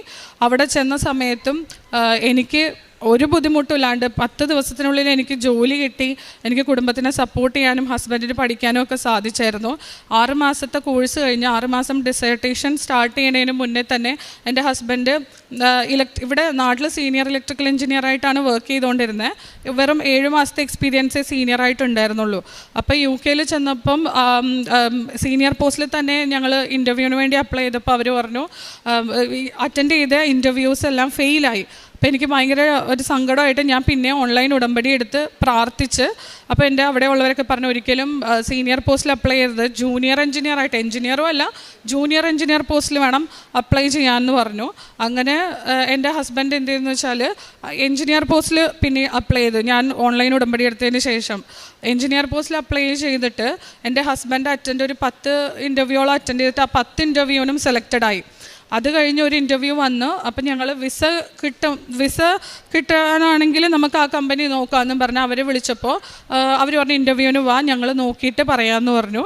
ചെന്നപ്പോൾ മാതാവിൻ്റെ കാശ് രൂപം കൊടുത്താണ് ഞാൻ വിട്ടത്. അവിടെ ചെന്നപ്പോൾ ഇൻ്റർവ്യൂവിന് അവരൊന്നും ചോദിച്ചില്ല കമ്പനിയിൽ. അവിടെ ചെന്ന് ഹസ്ബൻഡിനെ കണ്ടതോടെ ഭയങ്കര സന്തോഷമായിട്ട് അതിൻ്റെ ഡയറക്ടേഴ്സ് എല്ലാം കമ്പനി മൊത്തം നടന്ന് കാണിച്ചു കൊടുത്ത് തിരിച്ച് വീട്ടിൽ വന്നപ്പോൾ അതിൻ്റെ ഡയറക്ടർ ഫോൺ ചെയ്തിട്ട് പറഞ്ഞ് ടോണി എന്ന ഹസ്ബൻഡ് പറയും ടോണിക്ക് എന്തെങ്കിലും അതായത് ഇൻ കേസ് ഈ കമ്പനി സെലക്ട് ചെയ്യാൻ താല്പര്യമില്ല അങ്ങനെ എന്തെങ്കിലും ഉണ്ടെങ്കിൽ ഞങ്ങളെ വിളിക്കണം, ഞങ്ങൾ എന്ത് വേണമെങ്കിലും ചെയ്ത് തരാമെന്ന് പറഞ്ഞിട്ട് ആ ജോലി കിട്ടി. ഞങ്ങൾക്ക് വിസയും അവർ ശരിയാക്കി തന്നു, ഒരു കുഴപ്പമില്ലാതെ ജോലി കിട്ടി. അപ്പം ഈ ഉടമ്പടിയിൽ ഒരു നിബന്ധന ഉള്ളതെന്ന് വെച്ചാൽ നമുക്ക് ആരോടെങ്കിലും വഴക്കോ ദേഷ്യമൊക്കെ ഉണ്ടെങ്കിൽ നമ്മളത് ക്ഷമിക്കണം എന്നുള്ളത്. അപ്പം അങ്ങനെ ഞാൻ ഇരിക്കുമ്പോൾ ഞാൻ ഓർത്ത് എൻ്റെ ഒരു റിലേറ്റീവ്സ് ഉണ്ട്. അപ്പോൾ അവരോട് ഞാൻ ഓർത്ത് കുറേ നാളെ അങ്ങനെ മിണ്ടാട്ടമില്ല, ദേഷ്യമൊന്നും എൻ്റെ ഉള്ളിൽ ആരോടുമില്ല. അപ്പം ഞാൻ ഓർത്തൊന്ന് അവരെ സംസാരിക്കാം, മിണ്ടാതെ ഇരിക്കുമ്പോൾ ബന്ധങ്ങൾ അകന്നു പോകുമല്ലോ. അപ്പം ഞാൻ ഓർത്തൊന്ന് വിളിക്കാമെന്ന് ഓർത്ത് അവരെ വിളിച്ച് സംസാരിക്കുകയൊക്കെ ചെയ്ത് അത് UK രാവിലെ ഒരു 5:30-6 മണിക്കായിരിക്കും ഞാൻ വിളിച്ചിട്ടുള്ളത്. നാട്ടിലൊരു 9 മണിയൊക്കെ ആയിട്ടുണ്ടാവും. ആ സമയത്ത് വിളിച്ചു കഴിഞ്ഞ് ഞാൻ എൻ്റെ ഹസ്ബൻഡിനോട് അതിനെക്കുറിച്ചെല്ലാം സംസാരിച്ച് ഒരു 9 മണിയൊക്കെ ആയപ്പോൾ ഹസ്ബൻഡിന് ആ സെലക്റ്റഡായ കമ്പനിയിൽ നിന്ന് ഒരു കോള് വന്നിട്ട് അവർ പറയുവാണ് അതായത് ഹസ്ബൻഡിനെ സീനിയർ ഇലക്ട്രിക്കൽ എഞ്ചിനീയർ പോസ്റ്റിലേക്കാണ് എടുക്കണമെന്ന് പറഞ്ഞ്. അപ്പം അതായത് ജോലിക്ക് എഞ്ചിനീയറായിട്ടുള്ള ഇൻ്റർവ്യൂവിന് അപ്ലൈ ചെയ്ത് അത് അറ്റൻഡ് ചെയ്ത് ജോലിക്ക് കയറുന്നതിന് മുന്നേ തന്നെ പ്രൊമോഷൻ കിട്ടി. അങ്ങനെയൊക്കെ നടക്കാൻ UK ഭയങ്കര ബുദ്ധിമുട്ടാണ്. അപ്പം അത് മാതാവിൻ്റെ ഈശോൻ്റെ വലിയൊരു അനുഗ്രഹമായിട്ടാണ് ഞങ്ങൾ കാണുന്നത്. പിന്നെ ഞങ്ങൾ ഇപ്പോൾ UK പോയിട്ട് 3.5 വർഷം ആയപ്പോൾ തന്നെ ഞങ്ങൾക്കൊരു വീട് മേടിക്കാൻ സാധിച്ചു. അതും വലിയൊരു അനുഗ്രഹമായിരുന്നു. കാരണം ഞങ്ങൾക്ക് ആ വീട് മേടിക്കാൻ തന്നെ, കാരണം എല്ലാവർക്കും അറിയാം നമുക്ക് റീസെൻ്റായിട്ടുള്ള പേ സ്ലിപ്പ് വെച്ചാൽ മാത്രമേ വീട് മേടിക്കാൻ പറ്റുള്ളൂ. അപ്പം ഇതിനിടയ്ക്ക് ഹസ്ബൻഡിൻ്റെ ജോലി മാറുക, അങ്ങനെ ഞങ്ങളുടെ കുറച്ച് അതായത് എൻ്റെ ആണെങ്കിലും ഷിഫ്റ്റ് വൈസാണ്. ഹസ്ബൻഡ് വർക്ക് ചെയ്യുമ്പോൾ ഷിഫ്റ്റ് ആയതുകൊണ്ട് ഇടയ്ക്ക് പേ സ്ലിപ്പിന് വേരിയേഷൻസ് വരും. അപ്പം ചിലപ്പോൾ കുറവാണെങ്കിൽ ഞങ്ങൾക്ക് ഓൾറെഡി പാസ്സായിട്ടുള്ള ലോൺ റിജക്റ്റഡ് ആവാനുള്ള സാധ്യതയുണ്ട്. പിന്നീട് നമ്മൾ അപ്ലൈ ചെയ്യുമ്പോൾ 6 മാസമാണ് ഇതിൻ്റെ വാലിഡിറ്റി ലോണിൻ്റെ. അപ്പം ഞങ്ങൾ ഓൾറെഡി ലോൺ നമ്മൾ അപ്ലൈ ചെയ്ത് അത് ഞങ്ങൾക്ക് ലോൺ പാസ്സായി. വീട് കിട്ടാൻ കുറച്ച് ബുദ്ധിമുട്ടായിരുന്നു. നമുക്ക് മനസ്സിനിണങ്ങിയ ഒരു വീട്, പഴയ വീടുകളൊക്കെയാണ് അവിടെ കൂടുതൽ. അങ്ങനെ അന്വേഷിച്ചിരുന്ന് 6 മാസം അതിൻ്റെ വാലിഡിറ്റി കഴിഞ്ഞു, ലോണിൻ്റെ ആ ഒരു ഇത് കഴിഞ്ഞു കാലാവധി. അപ്പം നമ്മളത് റീഅപ്ലൈ ചെയ്യണം. ആ സമയത്ത് റീഅപ്ലൈ നിൽക്കുമ്പോൾ എൻ്റെ പേ സ്ലിപ്പിന് കുറച്ച് വേരിയേഷൻസും ഹസ്ബൻഡിൻ്റെ പേ സ്ലിപ്പിന് ചെറിയൊരു പ്രോബ്ലം ഉള്ളതുകൊണ്ട് ഞങ്ങൾക്കൊരു ടെൻഷൻ ഉണ്ടായിരുന്നു. പക്ഷേ ആ സമയത്ത് ഈശോൻ്റെയും മാതാവിൻ്റെ ഇടപെടലും കൊണ്ട് എന്താ പറ്റിയെന്ന് വെച്ചാൽ അവർ തന്നെ എന്തോ ഒരു ടെക്നിക്കൽ ഗ്ലിച്ച് വന്നിട്ട് അവർ പറഞ്ഞു ആദ്യം നമ്മൾ ഒന്നുകൂടെ അപ്ലൈ ചെയ്യേണ്ടി വരും എന്ന് ഓർത്ത് ഞങ്ങൾ ടെൻഷൻ അടിച്ചിരുന്നിരുന്നു. പക്ഷേ അവർ ഞങ്ങളോട് തന്നെ പറയാതെ അവരുടെ ഒരു മിസ്റ്റേക്ക് ആണെന്ന് കരുതി അവർ 1 വർഷം, അതായത് ഏകദേശം 1 വർഷത്തോളം ആയിട്ടുണ്ട്. അപ്പം ആ ആ പഴയ പേ സ്ലിപ്പ് കൊണ്ട് തന്നെ അവർ പുതിയ ലോൺ ഞങ്ങൾക്ക് പാസ്സാക്കി തന്ന്. അപ്പോൾ അതുപോലെ തന്നെ ഞങ്ങൾക്ക് ഇൻട്രസ്റ്റ് റേറ്റിന് ഡിഫറൻസ് ഉണ്ടായിരുന്നു. ഫസ്റ്റ് ഞങ്ങൾ അപ്ലൈ ചെയ്തപ്പോൾ ഇൻട്രസ്റ്റ് റേറ്റിനേക്കാളും കുറവായിരുന്നു ആ സമയത്ത്. അപ്പം നമുക്കത് കുറച്ചുള്ളത് മേടിക്കണം എന്ന് ആഗ്രഹം ഉണ്ടായിരുന്നു. പക്ഷേ പുതിയ പേ സ്ലിപ്പ് കൊടുക്കാനുള്ളത് കൊണ്ട് ഞങ്ങൾ മിണ്ടാതിരുന്നതാണ്. പക്ഷേ ഇങ്ങനെ ഒരു ടെക്നിക്കൽ ഗ്ലിച്ച് വന്നതുകൊണ്ട് ഞങ്ങൾക്ക് പുതിയ ഇൻട്രസ്റ്റ് റേറ്റിൽ പഴയ 1 വർഷം മുന്നേ ഉള്ള പേ സ്ലിപ്പ് വെച്ച് തന്നെ ലോൺ പാസ്സായി. പഴയ വീടല്ലാതെ ഒരു ന്യൂ ബിൽഡ് ആയിട്ടുള്ള വീട് തന്നെ UK മേടിക്കാൻ ഞങ്ങൾക്ക് സാധിച്ചു. പിന്നെ ഞങ്ങൾക്ക് ഞാനും കൊച്ചും ഹസ്ബൻഡാണെങ്കിലും എല്ലാ ദിവസവും മാതാവിൻ്റെ ഉപ്പും തൈലവും തേച്ച് പ്രാർത്ഥിക്കും. ഒരുപാട് രോഗങ്ങളിൽ നിന്ന് ഞങ്ങൾക്ക് അസുഖങ്ങളിൽ നിന്നൊക്കെ മാറാനായിട്ട് ഈ ഉടമ്പടി വസ്തുക്കൾ സഹായിച്ചിട്ടുണ്ട്. എപ്പോഴും എന്ത് സ്കാനിങ് ആയിക്കോട്ടെ അല്ലെങ്കിൽ എന്ത് ബ്ലഡ് ടെസ്റ്റ് ആണെങ്കിലും ഇതെല്ലാം തേച്ച് പ്രാർത്ഥിച്ചിട്ട് മാത്രമേ ഞങ്ങൾ പോവാറുള്ളൂ. നാട്ടിലാണെങ്കിൽ ബ്ലഡ് ടെസ്റ്റ് ആയാലും സ്കാനിങ്ങിനായാലും ഒക്കെ പോവുകയാണെങ്കിൽ ഇവിടെ മാതാവിൻ്റെ അടുത്തും ഈശോൻ്റെ അടുത്ത് കണ്ട് പ്രാർത്ഥിച്ചിട്ടേ പോവുള്ളൂ. അപ്പം എത്ര വലിയ അസുഖങ്ങളുടെ സിംറ്റംസ് പോലെ ഇരുന്നാലും ഇതെല്ലാം ചെയ്ത് കഴിയുമ്പോഴത്തേക്കും ഒരു കുഴപ്പമില്ലാത്ത റിസൾട്ടായിട്ട് ഈശോയും മാതാവും ഞങ്ങൾക്ക് തരാറുണ്ട്. പിന്നെ ആത്മീയ ജീവിതത്തിൽ ഞങ്ങൾക്ക് ഒരുപാട് വ്യത്യാസം വന്നിട്ടുണ്ട്. ഉടമ്പടി എന്താണെന്ന് വെച്ചാൽ ഇപ്പം നമ്മൾ സാധാരണ രീതിയിൽ നമ്മൾ വിചാരിക്കും നമുക്ക് അനുഗ്രഹങ്ങൾ കിട്ടാൻ മാത്രമല്ല, അതായത് നമ്മൾക്ക് ഈശോ എങ്ങനെ ജീവിക്കണം എന്ന് പറഞ്ഞ് ക്ലിയറായിട്ട് തന്നിട്ടുള്ളൊരു ഇതാണ് ഉടമ്പടി. അപ്പം നമ്മൾ അത് കറക്റ്റായിട്ട് ഫോളോ ചെയ്താൽ നമ്മൾക്ക് ഫസ്റ്റ് ഒരു ഇതെന്ന് പറഞ്ഞാൽ നമുക്ക് അനുഗ്രഹങ്ങൾ കിട്ടാനായിരിക്കും. അത് കഴിഞ്ഞ് നമുക്കൊരു അപ്ഗ്രഡേഷൻ വിശ്വാസത്തിൽ വരുമ്പം നമുക്ക് അനുഗ്രഹങ്ങൾ കിട്ടണതിനേക്കാളും കൂടുതൽ ഈശോയ്ക്ക് ഇഷ്ടപ്പെട്ട രീതിയിൽ നമുക്ക് എങ്ങനെ ജീവിക്കാൻ പറ്റും എന്ന് നമ്മളെപ്പോഴും ചിന്തിച്ച് മാക്സിമം ട്രൈ ചെയ്യാൻ നോക്കാറുണ്ട്. അപ്പോൾ ആരോടും അങ്ങനെ വൈരാഗ്യമോ ദേഷ്യമൊന്നും വെക്കാതെ മാക്സിമം ക്ഷമിക്കാനായിട്ടുള്ളൊരു മനസ്സ് ദൈവം തന്നിട്ടുണ്ട്. പിന്നെ അതുപോലെ തന്നെ ഉടമ്പടി പത്രങ്ങൾ മേടിക്കുന്നതൊക്കെ എല്ലാം കൊടുത്തു തീർക്കാറുണ്ട് കറക്റ്റ് സമയത്ത്.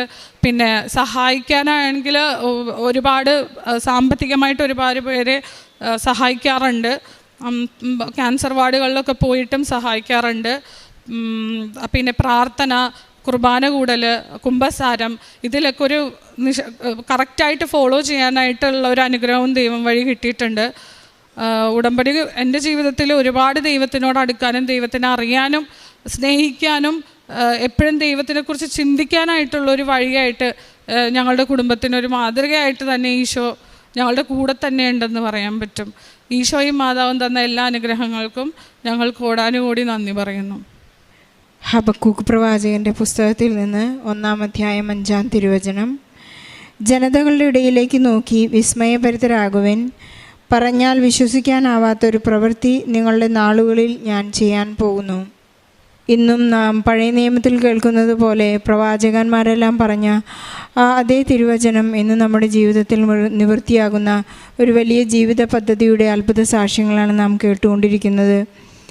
ഏറെ സമയം ഈ സാക്ഷ്യത്തിൻ്റെ ഒരു സിംഹഭാഗം ഈ മറിയം എന്ന കുഞ്ഞുമോളുടെ ഒരു വലിയ സാക്ഷ്യമായിരുന്നു. നമുക്ക് എപ്പോഴും ബ്ലഡിൽ കുളിച്ച് നിൽക്കേണ്ട ഒരു കുഞ്ഞായിരുന്നു. പരിശുദ്ധ അമ്മ തന്നെ എത്രമാത്രം വാരി പുണർന്നുകൊണ്ട് ഈ കുഞ്ഞിനെ രക്ഷിച്ചു എന്ന് നാം ഈ വലിയ എപ്പിസോഡിലൂടെ കേട്ടുകൊണ്ടിരിക്കുകയായിരുന്നു.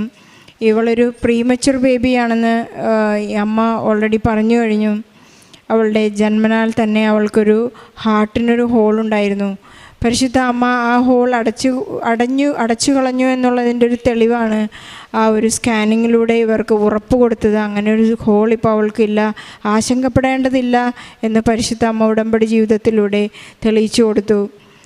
ഈ അമ്മ പറയുന്ന ഒരു ഉദാഹരണം അവരുടെ ജീവിതത്തിൽ ഉടമ്പടി എന്താണെന്ന് സ്വയം ജീവിതത്തിലൂടെ ഇവരുടെ കുടുംബ ജീവിതത്തിലൂടെ അവർ കണ്ടെത്തി കഴിഞ്ഞു. ഇവിടെ ഒന്ന് സാക്ഷ്യം പറയുന്ന ഒരുപാട് മക്കളാണ്. ഉടമ്പടി എന്താണെന്നുള്ളതിൻ്റെ ഒരു നിർവചനം അവർ തന്നെ ജീവിതത്തിലൂടെ ഉണ്ടാക്കിയെടുക്കുകയാണ്. ഈ മകൾക്ക് പറയാനുള്ളത് ഈശോയ്ക്ക് ഇഷ്ടപ്പെട്ട രീതിയിൽ ജീവിക്കാനുള്ള ഒരു ജീവിത പദ്ധതി ഈശോ പറഞ്ഞു തരുന്ന പഠിപ്പിക്കുന്ന ഒരു ജീവിത സ്റ്റൈലിലേക്ക് ഇവർ കടന്നു വന്നു. അതാണ് ഇവരുടെ ഉടമ്പടി ജീവിതം എന്ന് പറയുന്നു. ഈശോയ്ക്ക് ഇഷ്ടമില്ലാത്തതൊന്നും ഞങ്ങൾ ചെയ്യുകയില്ല എന്നുള്ളൊരു തീരുമാനമെടുക്കാനുള്ള ഒരു വലിയ തീരുമാനം അവർക്കുണ്ട്. അതുപോലെ തന്നെ ഇവരുടെ കുഞ്ഞിൻ്റെ മൂക്കിൽ നിന്ന് ബ്ലഡ് വരുന്ന ഒരു അസുഖം അത് 2.5 വയസ്സ് മുതലുണ്ടായിരുന്നു. അതും വളരെ പെട്ടെന്ന് പരിശുദ്ധ അമ്മ ക്ലിയറാക്കി കൊടുത്തു. ഇനി അവൾക്ക് അങ്ങനൊരു അസുഖമില്ല. അവരെപ്പോഴും ഇവിടെയുള്ള ഉടമ്പടി വസ്തുക്കൾ ഉപയോഗിച്ചുകൊണ്ടാണ് ഈ കുഞ്ഞിനെ വളരെ സുരക്ഷിതമായി പരിശുദ്ധ അമ്മ ഇവർക്ക് തിരിച്ചു കൊടുത്തിരിക്കുന്നത്.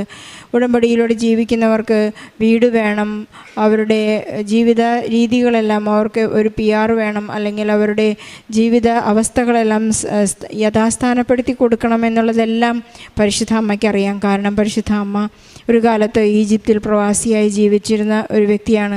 പരിശുദ്ധ അമ്മയ്ക്ക് ഒരു കുടുംബജീവിതത്തിൻ്റെ എല്ലാ പ്രശ്നങ്ങളെയും അറിയാവുന്നതുകൊണ്ട് നമുക്കും പരിശുദ്ധ അമ്മയോട് മാധ്യസ്ഥം അപേക്ഷിക്കാം. ഉടമ്പടിയിലായിരിക്കുന്നവർ ഒരിക്കലും പരിശുദ്ധ അമ്മ കൈവിടുകയില്ല. ഇവർക്ക് എപ്പോഴും സാമീപ്യം നൽകുകയും സമയച്ചുരുക്കത്തിൻ്റെ അമ്മ എല്ലാം കൃത്യമായി ഇവർക്ക് മനസ്സിലാക്കി കൊടുക്കുകയും ആ സാമീപ്യം അവർക്ക് വെളിവാക്കുമ്പോൾ ഈശോയെ തന്നെ ഇവർക്ക് അനുഭവിക്കുവാനുള്ള വലിയൊരു കൃപ ഇവർക്ക് ലഭിച്ചിരിക്കുകയാണ്. ജോസഫ് അച്ഛൻ എപ്പോഴും പറയുന്ന ഒരു ഉപദേശമാണ് നമ്മോട് പ്രബോധനത്തിലൂടെ സംസാരിക്കുന്നത്. അനുഗ്രഹം ലഭിക്കാനല്ല, കൃപകൾ ലഭിക്കാനാണ് നാം ട്രൈ ചെയ്യേണ്ടത്. ഇന്ന് ഉടമ്പടിയിൽ മുന്നേറി കഴിയുന്നവരോട് അച്ഛൻ നമ്മോട് പറയുന്നത് ഇതാണ്: കൃപകളിൽ നിന്ന് നിങ്ങൾ അഭിഷേകത്തിലേക്ക് കടക്കണം. അഭിഷേകം ലഭിക്കുന്ന വ്യക്തികളാണ് മുന്നോട്ട് കുതിച്ച് എപ്പോഴും ഈശോയെ പ്രഘോഷിക്കാനും എവിടെയെല്ലാമാണോ ഈശോയെ മനസ്സിലാക്കി കൊടുക്കുവാനും ആഴപ്പെടുത്തുവാനുള്ള സാധ്യതകൾ അന്വേഷിച്ചു പോകുന്നത് ആ 100 മേനി കൊയ്തെടുക്കുന്നവരെന്നാണ് ഈ സാക്ഷ്യം നമ്മെ ഓർമ്മിപ്പിക്കുന്നത്. നമുക്ക് ഈശോയ്ക്കും പരിശുദ്ധ അമ്മയ്ക്കും നന്ദി പറയാം. പ്രഗ്നൻസിയിലായിരിക്കുന്ന എല്ലാ കുഞ്ഞുമക്കളെയും അവരുടെ എല്ലാ അസ്വസ്ഥതകളെയും നമുക്ക് സമർപ്പിച്ച് പ്രാർത്ഥിക്കാം. നാം കുഞ്ഞുങ്ങളില്ലാത്ത എല്ലാ ദമ്പതികളെയും സമർപ്പിച്ച് പ്രാർത്ഥിക്കാം. പ്രവാസികളായി കഴിയുന്ന കുടുംബങ്ങളെ സമർപ്പിച്ച് പ്രാർത്ഥിക്കാം. നമ്മുടെ എല്ലാ നിയോഗങ്ങളെയും സാക്ഷ്യത്തോട് ചേർത്ത്.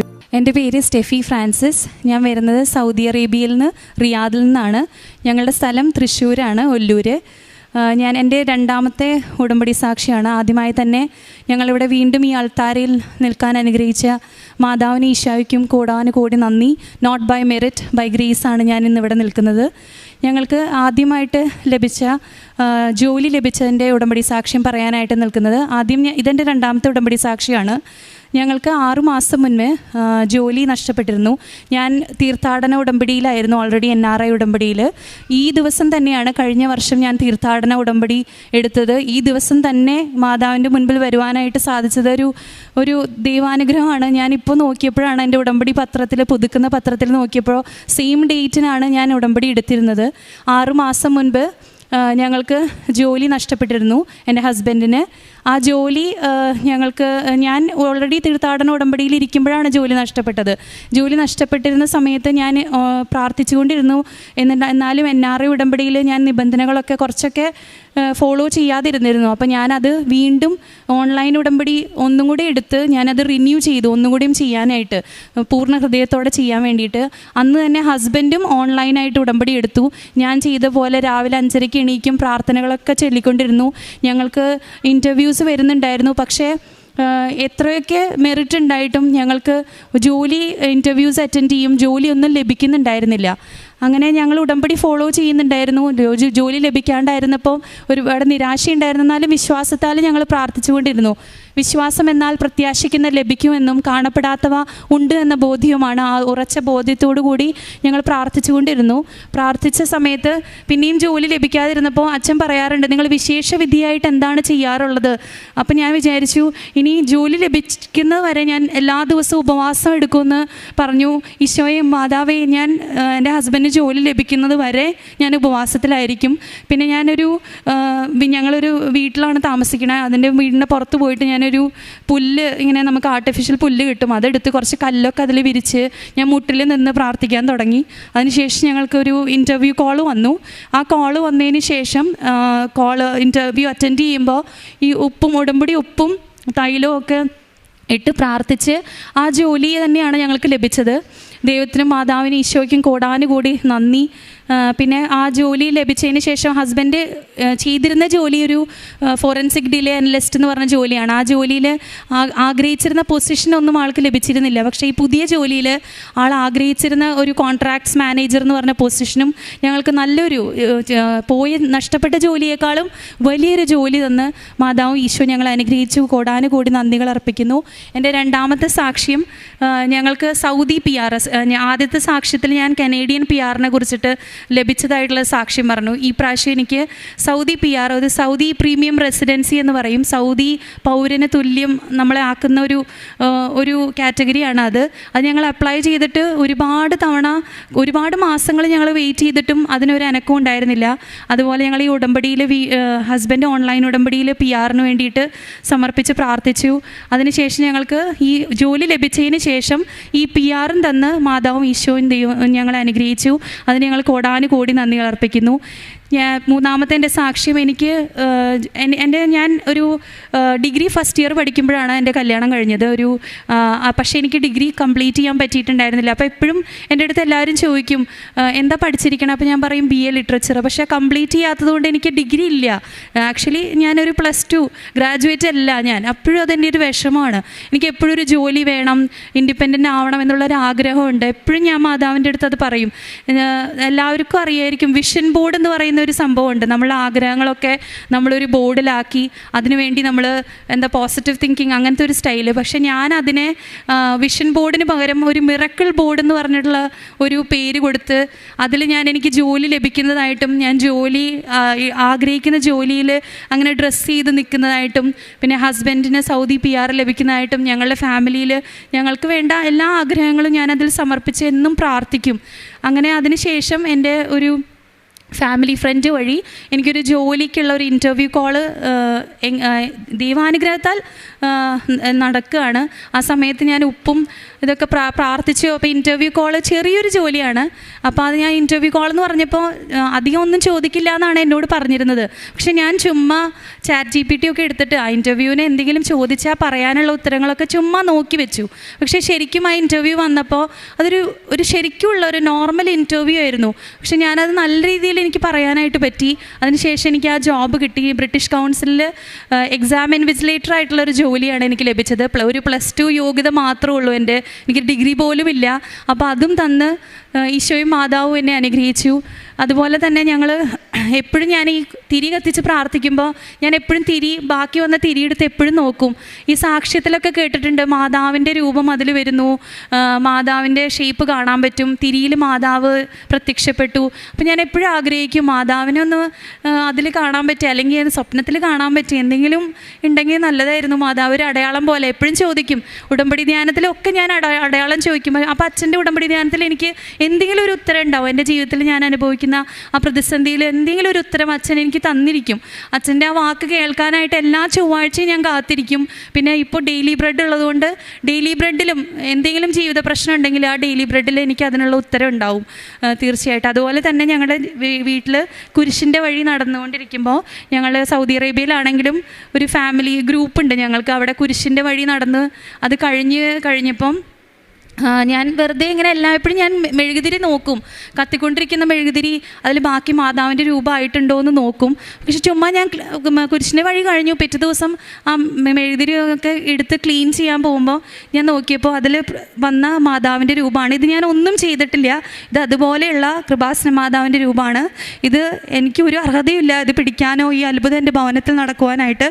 പക്ഷെ it's all by merit, not by merit but it's all by grace. I truly believe. അപ്പോൾ ഈ അനുഗ്രഹത്തിനും എനിക്കൊരു അടയാളമായിട്ട് ഞങ്ങളുടെ വിശ്വാസം വർദ്ധിപ്പിക്കാനും ഈ മാതാവിൻ്റെ രൂപം കാണുമ്പോൾ ഒരുപാട് വ്യക്തികൾ വിശ്വാസത്തിൽ ആഴപ്പെടും എനിക്ക് തീർച്ചയായിട്ടും ബോധ്യമുണ്ട്. അതിനു വേണ്ടിയിട്ട് ഞങ്ങളുടെ ഭവനത്തിൽ തന്നെ ഈ അത്ഭുതം നടന്നതിന് അന്ന് കുരിശിൻ്റെ വഴിക്ക് ഒരുപാട് പേര് പ്രാർത്ഥിച്ചിട്ടുണ്ട്. അവരുടെ യോഗ്യതയാലൊക്കെയാണ് ഇത് നടന്നിട്ടുള്ളത്. അതിനും ഈശോയ്ക്കും മാതാവിനും കോടാനുകോടി നന്ദികൾ അർപ്പിക്കുന്നു. അതുപോലെ എനിക്ക് സാക്ഷ്യപ്പെടുത്താനുള്ളത് എൻ്റെ മൂത്ത മകള്, അവളുടെ പേര് കാത്രിൻ എന്നാണ്. അവൾക്ക് പഠിക്കാനായിട്ട് നല്ല ബുദ്ധിമുട്ടുള്ള കുട്ടിയാണ്. അപ്പോൾ ഒരു ക്ലാസ്സിൽ നിന്ന് അവൾ നെക്സ്റ്റ് ഗ്രേഡിലേക്ക് പാസ്സാകാനായിട്ട് ഭയങ്കര ബുദ്ധിമുട്ടാണ്. അപ്പോൾ ഒരു 8th ഗ്രേഡിലാണ് അവൾ പഠിച്ചിരുന്നത്. അപ്പം ഞാൻ പേരൻറ്റ് ടീച്ചർ മീറ്റിങ്ങിനൊക്കെ പോകുമ്പോൾ എനിക്ക് പേടിയാണ്, ഇനി എന്താണ് പറയുക അവളെക്കുറിച്ച്, ഇനിയിപ്പോൾ 9th പാസ്സാവോ ഇല്ലേ എന്നൊക്കെ പേടിച്ചിട്ടാണ് ഞാൻ മീറ്റിങ്ങിന് പോകാറ്. അന്നത്തെ ദിവസം ഞാൻ മീറ്റിങ്ങിന് പോയപ്പോൾ ടീച്ചേഴ്സ് പറഞ്ഞു മോൾക്ക് ഒരു കുഴപ്പമില്ല, നല്ല ഇമ്പ്രൂവ്മെൻ്റ് ഉണ്ട്, അവൾക്ക് ബാക്കി എല്ലാ സബ്ജക്ട്സിലൊക്കെ നല്ല മാർക്ക് ഉള്ളതുകൊണ്ട് അവളെ ഞങ്ങൾ പ്രൊമോട്ട് ചെയ്യാണ് 9th ഗ്രേഡിലേക്ക്. അങ്ങനെ 9th ഗ്രേഡിലാണ് ഇപ്പോൾ അവളുള്ളത്. അതും മാതാവും ഈശോ തന്ന വലിയൊരു അനുഗ്രഹമാണ്. അതിന് മാതാവിന് ഈശോയ്ക്കും കൂടാനുകൂടി നന്ദികൾ അർപ്പിക്കുന്നു. Thank you Jesus, thank you mother Mary. എപ്പോഴും എനിക്ക് ഓർമ്മ വരാറുള്ള ഒരു ബൈബിൾ വാക്യമാണ്. നമുക്ക് ഹൃദയത്തിൽ എപ്പോഴും നമ്മൾ എളിമപ്പെടാനായിട്ട് പറ്റാതിരിക്കുമ്പോൾ എപ്പോഴും എനിക്ക് ഓർമ്മ വരാമെന്നുള്ള ബൈബിൾ വാക്യമാണ്: ദൈവത്തിൻ്റെ ശക്തമായ കരത്തിന് കീഴിൽ താഴ്മയോടെ നിങ്ങൾ നിൽക്കുവിൻ, അവിടുന്ന് തക്ക സമയത്ത് നിങ്ങളെ ഉയർത്തിക്കൊള്ളും, അവിടുന്ന് നിങ്ങളുടെ കാര്യത്തിൽ ശ്രദ്ധാലുവാണ്. Praise the lord. Thank you Jesus, thank you mother Mary. പ്രേക്ഷിത പ്രവർത്തനങ്ങളായിട്ട് ഞങ്ങൾ ചെയ്യാറുള്ളത് സൗദി അറേബ്യയിൽ ഞങ്ങൾക്ക് സാഹചര്യം കുറവാണെങ്കിലും അവിടെ ഞങ്ങൾ സിഗ്നലിലൊക്കെ വെയിറ്റ് ചെയ്യുമ്പം അവിടെ പിള്ളേരൊക്കെ വരും ഇങ്ങനെ സഹായമൊക്കെ ചോദിച്ചിട്ട്. അപ്പോൾ അവർക്ക് പൈസ കൊടുക്കുന്നതിനുപരിയായിട്ട് ഞങ്ങളൊരു കിറ്റായിട്ട് ഇങ്ങനെ ഫ്രൂട്ട്സും ജ്യൂസും വാട്ടറും പിന്നെ ഫുഡൊക്കെ ആയിട്ട് ഒരു കിറ്റ് പോലെ ആക്കിയിട്ട് കൊടുക്കാറുണ്ട്.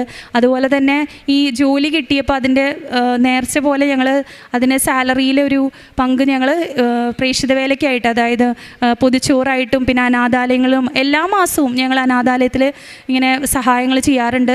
പിന്നെ എല്ലാവരെയും സഹായിക്കാനായിട്ട് കഴിയുന്ന വിധത്തിലൊക്കെ ആര് സഹായം ചോദിച്ചാലും ഞാൻ നോ എന്ന വാക്ക് എൻ്റെ ഡിക്ഷണറിയിലില്ല. അത് പലപ്പോഴും എനിക്ക് ഉപദ്രവമായിട്ടുണ്ടെങ്കിലും അത് ഞാൻ പറയാനായിട്ട് ശ്രമിക്കാറില്ല. എന്നെക്കൊണ്ട് പറ്റുന്ന സഹായങ്ങളൊക്കെ ഞാൻ ചെയ്യാനായിട്ട് ശ്രമിക്കാറുണ്ട്. അത് ഈ ഉടമ്പടി ധ്യാനവും അതൊക്കെ എല്ലാ ചൊവ്വാഴ്ചയും കൂടുമ്പോൾ നമുക്ക് ചെയ്യാനുള്ള നന്മ പ്രവർത്തികൾ ചെയ്യാനായിട്ട് നമുക്ക് മടുപ്പ് തോന്നാം. പക്ഷേ ഈ അച്ഛൻ്റെ സ്പീച്ചൊക്കെ കേൾക്കുമ്പോൾ നമുക്ക് പിന്നെയും കാരുണ്യ പ്രവർത്തികളും എല്ലാം ചെയ്യാനായിട്ട് സാധിക്കും. ഞാനതുപോലെ നാട്ടിൽ വന്നപ്പോൾ അനാഥാലയങ്ങളിൽ പോയി രോഗികളെ സന്ദർശിച്ചു. എനിക്ക് അവിടെ ചെയ്യാൻ പറ്റാത്ത കാര്യങ്ങളൊക്കെ ചെയ്തു. പിന്നെ എപ്പോഴും ഹസ്ബൻഡായാലും ഞങ്ങൾ മറ്റുള്ളവരെ സഹായിക്കാൻ പറ്റുന്ന എല്ലാ മാസവും എൻ്റെ പപ്പേനെ നാട്ടിലേക്ക് വിളിച്ച് പറഞ്ഞിട്ട് രോഗികൾക്ക് പൊതിച്ചോറ് കൊടുക്കാനും പിന്നെ അനാഥാലയങ്ങളിൽ പപ്പ സന്ദർശിച്ച് ഞങ്ങൾക്ക് വേണ്ടിയിട്ട് ചെയ്യാറുണ്ട്. ഓരോ കാരുണ്യ പ്രവർത്തികളും അതുപോലെ ചെയ്യാറുണ്ട്. ഏഷ്യ പ്രവാചകൻ്റെ പുസ്തകത്തിൽ നിന്ന് 45-ാം അധ്യായം 17-ാം തിരുവചനം: കർത്താവ് ഇസ്രായേലിനെ എന്നേക്കും രക്ഷ നൽകിയിരിക്കുന്നു, നിങ്ങൾക്ക് ഒരിക്കലും ലജ്ജിച്ച് തല താഴ്ത്തേണ്ടി വരികയില്ല. ജോസഫ് അച്ഛൻ എപ്പോഴും നമ്മോട് ചലഞ്ച് ചെയ്ത് പറയാറുണ്ട്, വിശേഷവിധിയായി നിങ്ങൾ എന്താണ് ചെയ്യുന്നത്? മുൻപന്മാർ എപ്പോഴും പിൻപന്മാരാവുകയും പിൻപന്മാർ എപ്പോഴും മുൻപന്മാരാകുകയും ചെയ്യുന്ന ഒരുപാട് സാക്ഷ്യങ്ങളാണ് നാം ഇപ്പോൾ കേട്ടുകൊണ്ടിരിക്കുന്നത്. അച്ഛൻ പറയാറുണ്ട്, നിങ്ങൾ അൾത്താരയിലേക്ക് കയറി വരുമ്പോൾ ഇടിവെട്ട് സാക്ഷ്യമായിട്ട് വരണം. അങ്ങനെയുള്ള സാക്ഷ്യങ്ങളാണ് എപ്പോഴും അൾത്താരയിൽ പരിശുദ്ധ അമ്മയ്ക്ക് നന്ദിയായിട്ട് നാം കാഴ്ചവെച്ചുകൊണ്ടിരിക്കുന്നത്. ഇന്നീ ദിവസങ്ങളിൽ കേട്ട ഒരുവിധം എല്ലാ സാക്ഷ്യങ്ങളും തന്നെ നമ്മെ ഞെട്ടിപ്പിക്കുന്നതാണ്. ഒരു തരത്തിൽ അല്ലെങ്കിൽ മറ്റൊരു തരത്തിൽ പരിശുദ്ധ അമ്മ മാധ്യസ്ഥം നൽകി കൂടെ നിന്ന് നമ്മെ ഞെട്ടിപ്പിക്കുന്ന ഒരു വലിയ സാക്ഷ്യങ്ങൾക്ക് നാം ഇന്ന് സാക്ഷിയാണ്. ഈ മകളുടെ വലിയൊരു ആഗ്രഹമായിരുന്നു ഹസ്ബൻഡിൻ്റെ ജോലി നഷ്ടപ്പെടുന്നതിന് മുൻപ് തന്നെ വളരെ കരുതലോടെ അമ്മയെ ചേർത്ത് പിടിച്ച് ഉടമ്പടി എടുത്ത് എല്ലാവർക്കും വേണ്ടി പ്രാർത്ഥിക്കാനുള്ള ഒരു വലിയ മനസ്സ് ഈ കുടുംബത്തിനുണ്ട് എന്നാണ് ഈ സാക്ഷ്യത്തിൽ നമുക്ക് മനസ്സിലാക്കുന്നത്. അതുകൊണ്ട് തന്നെ ഇവർക്കുള്ള ഈ വിശുദ്ധ സന്ദേശം, തിരുവചന സന്ദേശം അത് തന്നെയാണ്: നിങ്ങൾ ഒരിക്കലും ലജ്ജിച്ച് തല താഴ്ത്തേണ്ടി വരികയില്ല. അതിന് പ്രതിനന്ദിയായി ഇവർ ചെയ്യുന്ന ഒരുപാട് കാര്യങ്ങളെക്കുറിച്ച് നാം കേട്ടു. തീർത്ഥാടന ഉടമ്പടി എടുത്ത അതേ ദിവസം തന്നെ, ഇന്ന് ആ ദിവസമാണെന്ന് ഈ മകൾ പറയുകയുണ്ടായി. ഉടമ്പടിയെടുത്ത് പ്രാർത്ഥിച്ച ആ ദിവസം തന്നെ, ആ പ്രാർത്ഥനയ്ക്കെല്ലാം നന്ദി പറയുന്ന അതേ ദിവസം ഇന്ന് അൾത്താരയിൽ കയറിയുന്നവർ പരിശുദ്ധ അമ്മയ്ക്ക് ഈശോയ്ക്ക് നന്ദി പറയുകയാണ്. ഉടമ്പടിയിലായിരിക്കുമ്പോൾ തന്നെയാണ് നമുക്കറിയാം പരീക്ഷണങ്ങൾ നമ്മോട് തുടരെ ഉണ്ടാവും. സാത്താന് ഏറ്റവും ഇഷ്ടമില്ലാത്ത ഒരു വ്യക്തിയാണ് പരിശുദ്ധ അമ്മ. അതുകൊണ്ട് പരിശുദ്ധ അമ്മ എപ്പോഴെല്ലാം നമുക്ക് വേണ്ടി മാധ്യസ്ഥം അപേക്ഷിക്കുകയും നമുക്ക് എപ്പോഴും പരീക്ഷണങ്ങളിൽ ഉൾപ്പെടേണ്ട ഒരവസ്ഥ നാം കാണുന്നുണ്ട്. അതുപോലെ ഇവർക്കുണ്ടായ ഒരു വലിയ പരീക്ഷണമായിരുന്നു ഹസ്ബൻഡിൻ്റെ ജോലി നഷ്ടപ്പെട്ടു. ഇന്ന് നമ്മൾ ഡെയിലി ബ്രെഡ് ജോസഫ് അച്ഛൻ നമ്മെ അനുഗ്രഹിക്കുമ്പോഴെല്ലാം നമുക്കുള്ള നമ്മുടെ ഈ ലോകത്തിൻ്റെ മുഴുവൻ ഉടമ്പടിയിലായിരിക്കുന്ന എല്ലാ നാനാജാതി ഭാഷയിലുള്ള എല്ലാ മക്കളെയും സമർപ്പിച്ചുകൊണ്ടാണ്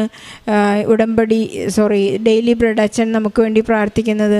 ഓരോ മക്കളും ഡെയിലി ബ്രെഡിലൂടെ കിട്ടുന്ന അത്ഭുതങ്ങൾക്ക് ഇവിടെ നന്ദി പറയുമ്പോൾ ഈ ഒരു പോർഷൻ ഇവർക്കും ലഭിച്ചിരിക്കുന്നു. ഇവർക്ക് എന്നും ഡെയിലി ബ്രെഡിൽ സമർപ്പിച്ച് പ്രാർത്ഥിക്കുവാൻ, അനുഗ്രഹം പ്രാപിക്കാനുള്ള വലിയ കൃപ അവർക്ക് ലഭിച്ചിരിക്കുന്നു.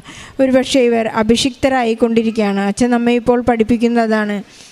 കേവലം ഫിസിക്കൽ നീഡ്സിൻ്റെ ആ അനുഗ്രഹത്തിൽ അപ്പുറത്ത് നിങ്ങൾക്ക് കൃപ ലഭിക്കണം, കൃപയ്ക്കപ്പുറത്ത് നിങ്ങൾക്ക് അഭിഷേകമുള്ളവരായിരിക്കാൻ വേണ്ടിയാണ് ഈ അച്ഛൻ നമ്മെ അനുഗ്രഹിച്ചുകൊണ്ടിരിക്കുന്നത്, നമുക്ക് വേണ്ടി പ്രാർത്ഥിച്ചുകൊണ്ടിരിക്കുന്നത്. നമുക്കറിയാം, പഴയ നിയമം വായിക്കുമ്പോഴായാലും പുതിയ നിയമം വായിക്കുമ്പോഴായാലും സമൃദ്ധി ചൊരിയുന്ന ഒരു ദൈവമാണ് നമ്മെ എപ്പോഴും വാഗ്ദാനത്തിലൂടെ അനുഗ്രഹിച്ചുകൊണ്ടിരിക്കുന്നത്. അനുഗ്രഹിക്കുമ്പോൾ ദൈവം 1000 തലമുറയാണ് നമ്മെ അനുഗ്രഹിക്കുന്നത്. ഒരു കുടുംബത്തിൻ്റെ അനുഗ്രഹം ലഭിച്ചു കഴിയുമ്പോൾ 1000 തലമുറയ്ക്ക് നാം ഒരുപാട് ദൈവം നമുക്ക് നൽകുന്നു, നാം നേടിക്കഴിയും. നമുക്ക് ഈശോയ്ക്കും പരിശുദ്ധ അമ്മയ്ക്കും നന്ദി പറയാം. ഇവരുടെ കാരുണ്യ പ്രവൃത്തികളെല്ലാം അങ്ങനെ തന്നെയാണ്. ഈശോ പറയുന്നു, നിങ്ങൾ കൊടുക്കുമ്പോൾ അളന്ന് നിറച്ച് കുലുക്കി ഷെയ്ക്ക് ചെയ്തൊക്കെ നിങ്ങൾ മറ്റുള്ളവരുടെ മടിയിലേക്ക് ഇട്ടുകൊടുക്കാൻ, ഞാൻ ദാഹിക്കുമ്പോഴും വിശക്കുമ്പോഴും ദരിദ്രനാകുമ്പോഴെല്ലാം നിങ്ങൾ വഴിയിൽ കാണുന്നവർക്കെല്ലാം ഇവർ കൊടുക്കുന്ന ചെറിയ ചെറിയ കാര്യങ്ങളെല്ലാം എന്നെ പ്രതി ചെയ്യുന്നു എന്നുള്ളതിൻ്റെ ഉത്തരം ഇവർ ചെയ്യുന്നതുകൊണ്ടാണ് ഇന്നിവർ സമൃദ്ധിയുടെ ഒരറ്റത്ത് വന്ന് നിൽക്കുന്നത്. നമ്മുടെ കുടുംബത്തിൽ സമൃദ്ധിയും സ്നേഹവും സമാധാനവും സന്തോഷവും ഒക്കെ ഉണ്ടാകുവാൻ വേണ്ടി നമുക്ക് പ്രാർത്ഥിക്കാം. നമ്മുടെ എല്ലാ പ്രാർത്ഥനകളും മറ്റുള്ളവരെ കൂടി കൂട്ടിച്ചേർക്കുന്നതായി നമുക്ക് അർപ്പിക്കുകയും നമ്മുടെ ഓരോ ദിവസവും ഇനി ഞാൻ ഒരിക്കലും എൻ്റെ പ്രാർത്ഥന അങ്ങേക്കുള്ള നന്ദി പറഞ്ഞല്ലാതെ ഞാൻ ഉറങ്ങുകയില്ല എന്നുള്ളൊരു വലിയ പ്രോമിസ് നമുക്ക് ചെയ്യാം. ഈശോയ്ക്കും പരിശുദ്ധ അമ്മയ്ക്കും നമുക്ക് നൽകിയ എല്ലാ അനുഗ്രഹങ്ങൾക്കും നന്ദി പറഞ്ഞോടെ ഒരു കയ്യടിയോടെ ഈ കൃപാസന മാതാവ് ജീവനോടെ പ്രത്യക്ഷപ്പെട്ട ഈ ആൾത്താരയിൽ നിന്നുകൊണ്ട് ദൈവമഹത്വത്തിനായി സാക്ഷ്യം പറയുവാൻ എന്നെ അനുഗ്രഹിച്ചതിനെ ഓർത്ത് ഈശോയ്ക്കും അമ്മ മാതാവിനും എണ്ണിയാൽ തീരാത്ത വിധം നന്ദി അർപ്പിക്കുന്നു. ഈശോയ്ക്ക് എന്നും എപ്പോഴും മഹത്വം ഉണ്ടായിരിക്കട്ടെ. എൻ്റെ പേര് ഡെന്നി റോസ് അഗസ്റ്റിൻ. ഞാൻ പാലാ പൂവത്തോട് ഇടവകയിൽ നിന്ന് വരുന്നു. ഞാനൊരു BSc നഴ്സാണ്. ഞാൻ ആദ്യമായി തീർത്ഥാടന ഉടമ്പടി എടുക്കുന്നത് 2024 ഒക്ടോബർ 3-ാം തീയതിയാണ്. ഞാൻ ഉടമ്പടി ഉണ്ടായ കാരണം 3.5 വർഷമായിട്ട് എനിക്കുണ്ടായ ജോലി തടസ്സവും അതുമൂലമുണ്ടായ മാനസികമായ ബുദ്ധിമുട്ടുകളുമാണ്. ഞാൻ 2020 നഴ്സിംഗ് പഠനം പൂർത്തിയാക്കിയതിന് ശേഷം OET ദൈവാനുഗ്രഹത്താൽ പാസ്സായി. എനിക്ക് അയർലൻഡ് സ്കോറാണ് കിട്ടിയത്. എനിക്ക് UK പോകാനായിരുന്നു ആഗ്രഹം. എൻ്റെ ചേച്ചിയും UK ഉണ്ടായിരുന്നത്. പക്ഷേ എനിക്ക് അയർലൻഡ് സ്കോർ കിട്ടി. തുടർന്ന് എഴുതാനുള്ള പൈസ ചിലവ് കൊണ്ടും OET നല്ല പാടായിരുന്നതുകൊണ്ടും ഞാൻ അയർലൻഡ് പ്രോസസ്സിങ്ങുമായിട്ട് മുന്നോട്ട് പോകാനായിട്ട് തീരുമാനിച്ചു. അങ്ങനെ എൻ്റെ പ്രോസസ്സിങ് നല്ല ഡിലേ ഉണ്ടായിരുന്നുവെങ്കിലും അതെല്ലാം ഈശോയുടെ അനുഗ്രഹത്താൽ കംപ്ലീറ്റ് ആയി. അങ്ങനെ ഞാൻ ഇൻ്റർവ്യൂവിന് വേണ്ടി നോക്കി തുടങ്ങിയപ്പോഴാണ് മനസ്സിലായത് ഞാൻ വർക്ക് ചെയ്തുകൊണ്ടിരുന്നത് ഗൈനക്കോളജി ഡിപ്പാർട്ട്മെൻറ്റിലാണ്. അപ്പോൾ അങ്ങോട്ടേക്കുള്ള വേക്കൻസീസ് എല്ലാം വളരെ കുറവാണ്, അല്ലെങ്കിൽ അപ്പോൾ ആ ഒരു സമയത്ത് ഇല്ലയെന്ന് തന്നെ വേണേൽ പറയാം. അങ്ങനെ ഞാൻ വീണ്ടും ട്രൈ ചെയ്തുകൊണ്ടിരുന്നു. ഓരോ ഏജൻസികളെയും വിളിച്ചുകൊണ്ടിരുന്നു. ഞാൻ പ്രോസസ്സിങ് ചെയ്തുകൊണ്ടിരുന്ന ഏജൻസി നഴ്സിംഗ് ഹോമിലേക്കായിരുന്നു മെയിനായിട്ടും കൊണ്ടുപോകൊണ്ടിരുന്നത്. അങ്ങനെ പല ഏജൻസികളെ വിളിച്ചു. എല്ലായിടത്തു നിന്നും നോ എന്നുള്ളൊരു ഉത്തരവാണ് കിട്ടുന്നത്. അങ്ങനെ എന്നാലും പ്രതീക്ഷ ഞാൻ കൈവിടിഞ്ഞില്ല. ഞാൻ പ്രത്യേക സാഹചര്യം കൊണ്ട് റിസൈൻ ചെയ്ത് ഞാൻ വീട്ടിൽ വന്നു. എനിക്കൊരു വിശ്വാസം ഉണ്ടായിരുന്നു അയർലൻഡിൽ പോകാൻ പറ്റുമെന്ന്. പക്ഷേ കുറേയൊക്കെ അന്വേഷിച്ചിട്ട് നോക്കിയിട്ടൊന്നും ഒരു പോസിറ്റീവായിട്ടുള്ള റിപ്ലൈയും ഇല്ല. അങ്ങനെ ഇരിക്കെ ഒരു ഏജൻസീനെ വിളിച്ചപ്പോൾ അവർ പറയാനിടയായി, ഇനിയിപ്പോൾ ഇൻ കേസ് എനിക്ക് ഇൻ്റർവ്യൂ കിട്ടുവാണെങ്കിൽ തന്നെയും അയർലൻഡ് പോയി കഴിയുമ്പോൾ എൻ്റെ OET വാലിഡ് ആയിരിക്കണം. അപ്പോഴേക്കും എൻ്റെ OETയുടെ വാലിഡിറ്റി ഇനി 2 മാസവും കൂടെ ഉള്ളൂ എന്നുള്ളൊരു അവസ്ഥയിലെത്തിയായിരുന്നു. അപ്പോൾ എങ്ങനെ പോയാലും എനിക്ക് OET ഇനി ഒന്നുകൂടെ എഴുതണം. അതുവരെ ഇനി ഒരു OET എൻ്റെ ജീവിതത്തിലില്ല എന്ന് പറഞ്ഞിരുന്ന വ്യക്തിയാണ് ഞാൻ. അങ്ങനെ ഞാൻ ഒന്നുകൂടെ OET പരീക്ഷ എഴുതി. ഈശോയും മാതാവ് അനുഗ്രഹിച്ച് UK സ്കോറോട് കൂടിയാണ് എനിക്ക് പാസ്സാക്കാൻ പറ്റിയത്. അപ്പോൾ ഇനി അയർലൻഡ് പോകാൻ പറ്റില്ല എന്ന് മനസ്സിലാക്കിയത് കൊണ്ട് UK പ്രോസസ്സിങ് സ്റ്റാർട്ട് ചെയ്തു. അങ്ങനെ UK പ്രോസസ്സിങ്ങിൻ്റെ ഇടയ്ക്ക് തന്നെ ഞാൻ ഇൻ്റർവ്യൂവിന് നോക്കിയപ്പോൾ എനിക്ക് അവിടെയും ഒരു രക്ഷയില്ല. എൻ്റെ ഈ ഗൈനക്കോളജി ഡിപ്പാർട്ട്മെൻറ്റിൻ്റെ എക്സ്പീരിയൻസ് എനിക്ക് അവിടെ ഒരു പ്രശ്നമായി. അങ്ങനെ മുന്നോട്ട് പോകുമ്പോൾ എൻ്റെ ഗ്യാപ്പ് കൂടാതിരിക്കാൻ ഞാൻ വോളണ്ടറി സ്റ്റാഫായിട്ട് ശമ്പളം ഇല്ലാതെ ഒരു ഹോസ്പിറ്റലിൽ ജോലിക്ക് കയറിയായിരുന്നു. നല്ല രീതിയിൽ സാമ്പത്തിക ബുദ്ധിമുട്ടുകളുണ്ട് എങ്കിലും എനിക്ക് വേറൊരു നിവൃത്തിയില്ലായിരുന്നു. അങ്ങനെ ഞാൻ UKയുടെ ഇൻ്റർവ്യൂവിന് വേണ്ടി നോക്കുന്നുണ്ടെങ്കിൽ എനിക്കത് കിട്ടുന്നില്ല. അങ്ങനെ ഒരു ദിവസം ഇരുന്നപ്പോൾ എൻ്റെ കൂടെ കോളേജിൽ പഠിച്ച എൻ്റെ ഒരു ഫ്രണ്ട്, ഹരിത എന്നാണ് പേര്, ഹിന്ദുവാണ്. ആളെനിക്ക് ഒരു സാക്ഷ്യം അയച്ചു തന്നു. അത് എൻ്റെ കൂടെ പഠിച്ച മറ്റൊരാളുടെ സാക്ഷ്യമാണ്. ആൾക്ക് ഇവിടെ വന്ന് ഉടമ്പടി എടുത്ത് പുറത്തേക്ക് പോകാനായിട്ട് പറ്റി. അപ്പോൾ ഒത്തിരി അനുഗ്രഹം ഉണ്ടാകും. ആളുടെ പേര് ജോസ്മിൻ എന്നാണ്. അപ്പോൾ ഈ രണ്ട് വ്യക്തിയിലൂടെയാണ് കൃപാസന മാതാവിനെക്കുറിച്ച് എനിക്ക് കുറച്ചുകൂടെ അറിയാൻ പറ്റിയത്. പക്ഷെ അന്ന് എനിക്ക് ഉടമ്പടി എടുക്കാനായിട്ട് പറ്റിയില്ല, കാരണം ഞാൻ മറ്റു പല പ്രാർത്ഥനകളെല്ലാം ചെയ്യുന്നുണ്ടായിരുന്നു. പിന്നെ ഞാൻ മുന്നോട്ട് പോയിക്കൊണ്ടിരിക്കവേ ഒരു രക്ഷയില്ല. എൻ്റെ മാനസികമായ നില വല്ലാതെ ഒരു അവസ്ഥയിലായി. ഞാൻ ഒത്തിരി തകർന്നു. അപ്പോൾ ഒരു ബിഗ് സീറോ എന്നൊരു അവസ്ഥയിലായി ഞാൻ. അങ്ങനെ ഞാൻ 2024 ഒക്ടോബർ 3 ഇവിടെ വന്ന് തീർത്ഥാടന ഉടമ്പടി എടുത്ത് പോയി. കുറച്ച് നാൾ കഴിഞ്ഞപ്പോൾ എനിക്ക് ഒരു പുതിയ പാത്വേ, അതായത് UK പോയി വിസിറ്റിംഗ് വിസയിൽ പോയി ഓസ്കി പരീക്ഷ എഴുതുന്ന ഒരു പുതിയൊരു പാത്വേ ഒരു ഏജൻസി നടത്തുന്നതായിട്ട് ഞാൻ അറിഞ്ഞു. അപ്പോൾ അതിനെല്ലാം നല്ല ചിലവുണ്ട്. എങ്കിലും എൻ്റെ അവസ്ഥ മനസ്സിലാക്കിയും സാമ്പത്തികമായ നല്ല ബുദ്ധിമുട്ട് വീട്ടിലുള്ളത് കൊണ്ടും എൻ്റെ വീട്ടിൽ നിന്നാണെങ്കിലും ഇതിനൊരു സപ്പോർട്ട് തന്നു. അങ്ങനെ ഞാനാണെങ്കിൽ വിസിറ്റിംഗ് വിസയിൽ പോയി ഓസ്കി പരീക്ഷ എഴുതാൻ ആ ഒരു ഇത് തിരഞ്ഞെടുത്തു. അപ്പോൾ ഇതെന്ന് പറഞ്ഞാൽ ഈ ഇൻ്റർവ്യൂ കിട്ടിക്കഴിഞ്ഞാണ് സാധാരണ അവിടെ ചെന്ന് ഓസ്കി പരീക്ഷ എഴുതുന്നത്. ഇത് ഓസ്കി പരീക്ഷ അവിടെ ചെന്ന് എഴുതി അപ്പോൾ നമുക്ക് അവിടുത്തെ NMC രജിസ്ട്രേഷൻ കിട്ടും. അപ്പോൾ നമുക്ക് കൂടുതൽ മുൻഗണനയായിരിക്കും ഇൻ്റർവ്യൂവിന് ഷോർട്ട് ലിസ്റ്റ് ആകാൻ. അങ്ങനെ ഞാൻ ഇതുമായിട്ട് മുന്നോട്ട് പോയി. പൈസ എല്ലാം പെട്ടെന്ന് തന്നെ പല വ്യക്തികളിലൂടെയും ഈശോയും മാതാവും ഒരുക്കി തന്നു. അപ്പോഴൊന്നും എനിക്ക് അറിയത്തില്ലായിരുന്നു ഇത് കൃപാസന മാതാവാണ് എനിക്കിതെല്ലാം ചെയ്തു തരുന്നതെന്ന്. കാരണം ഒരു നോർമൽ പ്രോസസ്സ് പോലെയാണ് ഇതെല്ലാം പോയത്. പിന്നെ വിസയുടെ കാര്യങ്ങളായാലും അതിന് വേണ്ടിയിട്ടുള്ള പൈസയുടെ കാര്യങ്ങളായാലും എല്ലാം പെട്ടെന്ന് തന്നെ എല്ലാം റെഡിയായി. അങ്ങനെ ഞാൻ വിസയുടെ അപ്പോയിൻമെൻറ്റിന് പോയപ്പം അവിടെ ഉപ്പിട്ട് വിശ്വാസപ്രമാണം ചൊല്ലി പ്രാർത്ഥിച്ചിരുന്നു. പാസ്പോർട്ടിൻ്റെ അകത്തും ഉപ്പിട്ട് ഞാൻ അയച്ചിരുന്നത്. അപ്പോൾ ഞാൻ പ്രാർത്ഥിച്ചിരുന്നു മാതാവ് തന്നെ വിസ അടിച്ച് കൊണ്ടുവരണേ എന്ന് പ്രാർത്ഥിച്ചിരുന്നു. അങ്ങനെ എനിക്ക് പ്രയോറിറ്റി വിസയാണ് വെച്ചിരുന്നത്. 3 ദിവസം കൊണ്ട് വിസ എനിക്ക് അടിച്ചു കിട്ടി. ഈശോയ്ക്ക് മാതാവിന് ഒത്തിരി നന്ദി. അങ്ങനെ ഞാൻ UK പോയി. ഞാൻ മാതാവ് പ്രത്യക്ഷപ്പെട്ട ദിവസം ഡിസംബർ 7 UK പോകുന്നത്. അവിടുത്തെ ഒരാഴ്ചത്തെ ഓൺലൈൻ ക്ലാസ് കഴിഞ്ഞ് ഞാൻ ഓസ്കി പരീക്ഷ അറ്റൻഡ് ചെയ്തു. 17 എൻ്റെ റിസൾട്ട് വന്നു. എന്നെ അത്ഭുതകരമായിട്ട് ഈശോയും മാതാവും അവിടെ പാസ്സാക്കി. അതിൻ്റെ അകത്ത് ഒരു 2 സംഭവം ഞാൻ പറയാൻ ആഗ്രഹിക്കുന്നത്, ഓസ്കി എക്സാമിൻ്റെ സമയത്ത് 2 സ്റ്റേഷൻ്റെ അകത്ത് മാതാവ് നടത്തിയ ഒരു അത്ഭുതത്തെക്കുറിച്ചാണ്. എനിക്ക് ഒരു സ്റ്റേഷൻ്റെ അകത്ത് എഴുതാനുള്ളൊരു സംഭവം ഉണ്ടായിരുന്നു. അപ്പോൾ ഡോക്യുമെൻറ്റേഷൻ വളരെ ഇമ്പോർട്ടൻ്റ് ആണ്. ഞാൻ എങ്ങനെയോ അത് വിട്ടുപോയി, പഠിക്കാനുള്ള സമയത്ത് വിട്ടുപോയി. എനിക്ക് എന്താ അവിടെ എഴുതേണ്ടതെന്ന് എനിക്ക് സത്യം പറഞ്ഞാൽ എൻ്റെ മാനുഷികമായ ബുദ്ധിയിൽ അറിയത്തില്ല, ഓർത്തെടുക്കാനും എനിക്ക് അറിയത്തില്ല അത്. അപ്പോൾ അവസാന നിമിഷം സമയം തീർന്നുകൊണ്ടിരിക്കുകയാണ്. അവസാന നിമിഷം ആരോ പറയുന്നത് പോലെ എൻ്റെ മനസ്സിൽ ആരോ പറയുകയാണ് ഈ ഉത്തരം എഴുതാൻ. അങ്ങനെ ഞാൻ ആ ഉത്തരം എഴുതി. സമയം നോക്കിയപ്പോഴേക്കും സമയമില്ല. അവിടെ എന്ത് അത്ഭുതമാണ് നടന്നതെന്ന് എനിക്കിപ്പോഴും മനസ്സിലാകുന്നില്ല. ഇത് കണ്ട എക്സാമിനർ ഒത്തിരി സന്തോഷിച്ചു. അത് കഴിഞ്ഞ് വേറൊരു സ്റ്റേഷനിൽ എക്സാമിനർ എൻ്റെ ഒരു പോയിന്റ് ഞാൻ പറയാൻ വിട്ടുപോയിരുന്നു. അപ്പോൾ എന്നോട് വീണ്ടും ചോദിച്ച് ആ ഉത്തരം എൻ്റെ വായിൽ നിന്ന് വരുന്നിടം വരെ എന്നോട് ചോദിച്ച് അങ്ങനെ നല്ലൊരു എക്സാമിനറെ എനിക്ക് കിട്ടി. ഞാൻ അവിടെയും ഉപ്പിട്ട് പ്രാർത്ഥിച്ചിരുന്നു. അപ്പോൾ ആരും കാണാതെ തൊട്ട് മേളിൽ തന്നെ ക്യാമറയുണ്ട്. അപ്പോൾ അറിയാത്ത രീതിയിൽ ഞാൻ ഉപ്പിട്ട് പ്രാർത്ഥിച്ചു. അങ്ങനെ 17 തീയതി ഡിസംബർ 17 2024 എൻ്റെ ഓസ്കിയുടെ റിസൾട്ട് വന്ന് ഞാൻ പാസ്സായി. പിന്നീട് ഞാൻ അടുത്ത പ്രോസസ്സ്, അപ്പോൾ ആ ഒരു സമയത്തെല്ലാം ഞാൻ ഉടമ്പടി എനിക്ക് 1 മാസം കൃത്യമായിട്ട് കൊണ്ടുപോകാൻ പറ്റിയിരുന്നു. അത് കഴിഞ്ഞ് പിന്നെ ഒരു ദിവസം പ്രാർത്ഥന മുടങ്ങി. പിന്നെ എനിക്കൊരു ചിന്തയായി, ഇനിയിപ്പോൾ ഞാൻ എങ്ങനെയാണ് മുന്നോട്ട് പോകുന്നത്, എൻ്റെ ഉടമ്പടി അത് ശരിയായില്ല എന്ന് പറഞ്ഞ് ആ ഒരു രീതിയിൽ എനിക്ക് മുന്നോട്ട് കൊണ്ടുപോകാനായിട്ട് പറ്റിയില്ല. പക്ഷേ പ്രത്യക്ഷീകരണ പ്രാർത്ഥന ചൊല്ലുന്നുണ്ടായിരുന്നു. അത് കഴിഞ്ഞ് UK തന്നെയായിരുന്നു. ഞാൻ എൻ്റെ ചേച്ചിയുടെ വീട്ടിലേക്ക് പോന്നു. ചേച്ചിയുടെ കൊച്ചിനെ നോക്കേണ്ട കാര്യങ്ങളൊക്കെ ഉള്ളത് കാരണം 6 മാസം അവിടെ തന്നെയായിരുന്നു. അപ്പോൾ ആ സമയത്ത് ഞാൻ പ്രത്യക്ഷീകരണ പ്രാർത്ഥനയും ചൊല്ലാതെയായി. അപ്പോൾ എൻ്റെ മനസ്സിൽ ഇങ്ങനെ ആരോ പറയുന്ന പോലെയുണ്ട്, ഇങ്ങനെ സാക്ഷ്യങ്ങളൊക്കെ പലപ്പോഴും ഞാൻ കേട്ടിട്ടുണ്ട്. ഉടമ്പടി ഉടുപ്പിയത് കാരണം ഇങ്ങനെ പല സംഭവങ്ങളും ഉണ്ടാകുന്നത്, പ്രശ്നങ്ങളൊക്കെ ഉണ്ടാകുന്നത്. അപ്പോൾ എൻ്റെ UKയുടെ പ്രോസസ്സിങ്ങിൽ ഓസ്കി പരീക്ഷ കഴിഞ്ഞ് വെരിഫിക്കേഷൻ്റെ സമയത്ത് എൻ്റെ കർണാടക നഴ്സിംഗ് കൗൺസിലിംഗ് ഒന്ന് കൊടുത്ത ഒരു പേപ്പർ അത് എക്സ്പയർ ആയി പോയായിരുന്നു. അത് വീണ്ടും ചെയ്യണമെന്നും പറഞ്ഞ് ഇങ്ങനെ വന്നു. അത് ഒരു തവണ ചെയ്തു, അത് ശരിയായില്ല. നല്ല രീതിയിൽ പൈസ കൊടുത്താണ് അത് ചെയ്തത്. നല്ല സാമ്പത്തിക ബുദ്ധിമുട്ടുണ്ടായ സമയത്ത് കൂടിയും അത് ഒന്നുകൂടെ അത്രയും തന്നെ പൈസ കൊടുത്ത് ചെയ്യേണ്ടി വന്നു.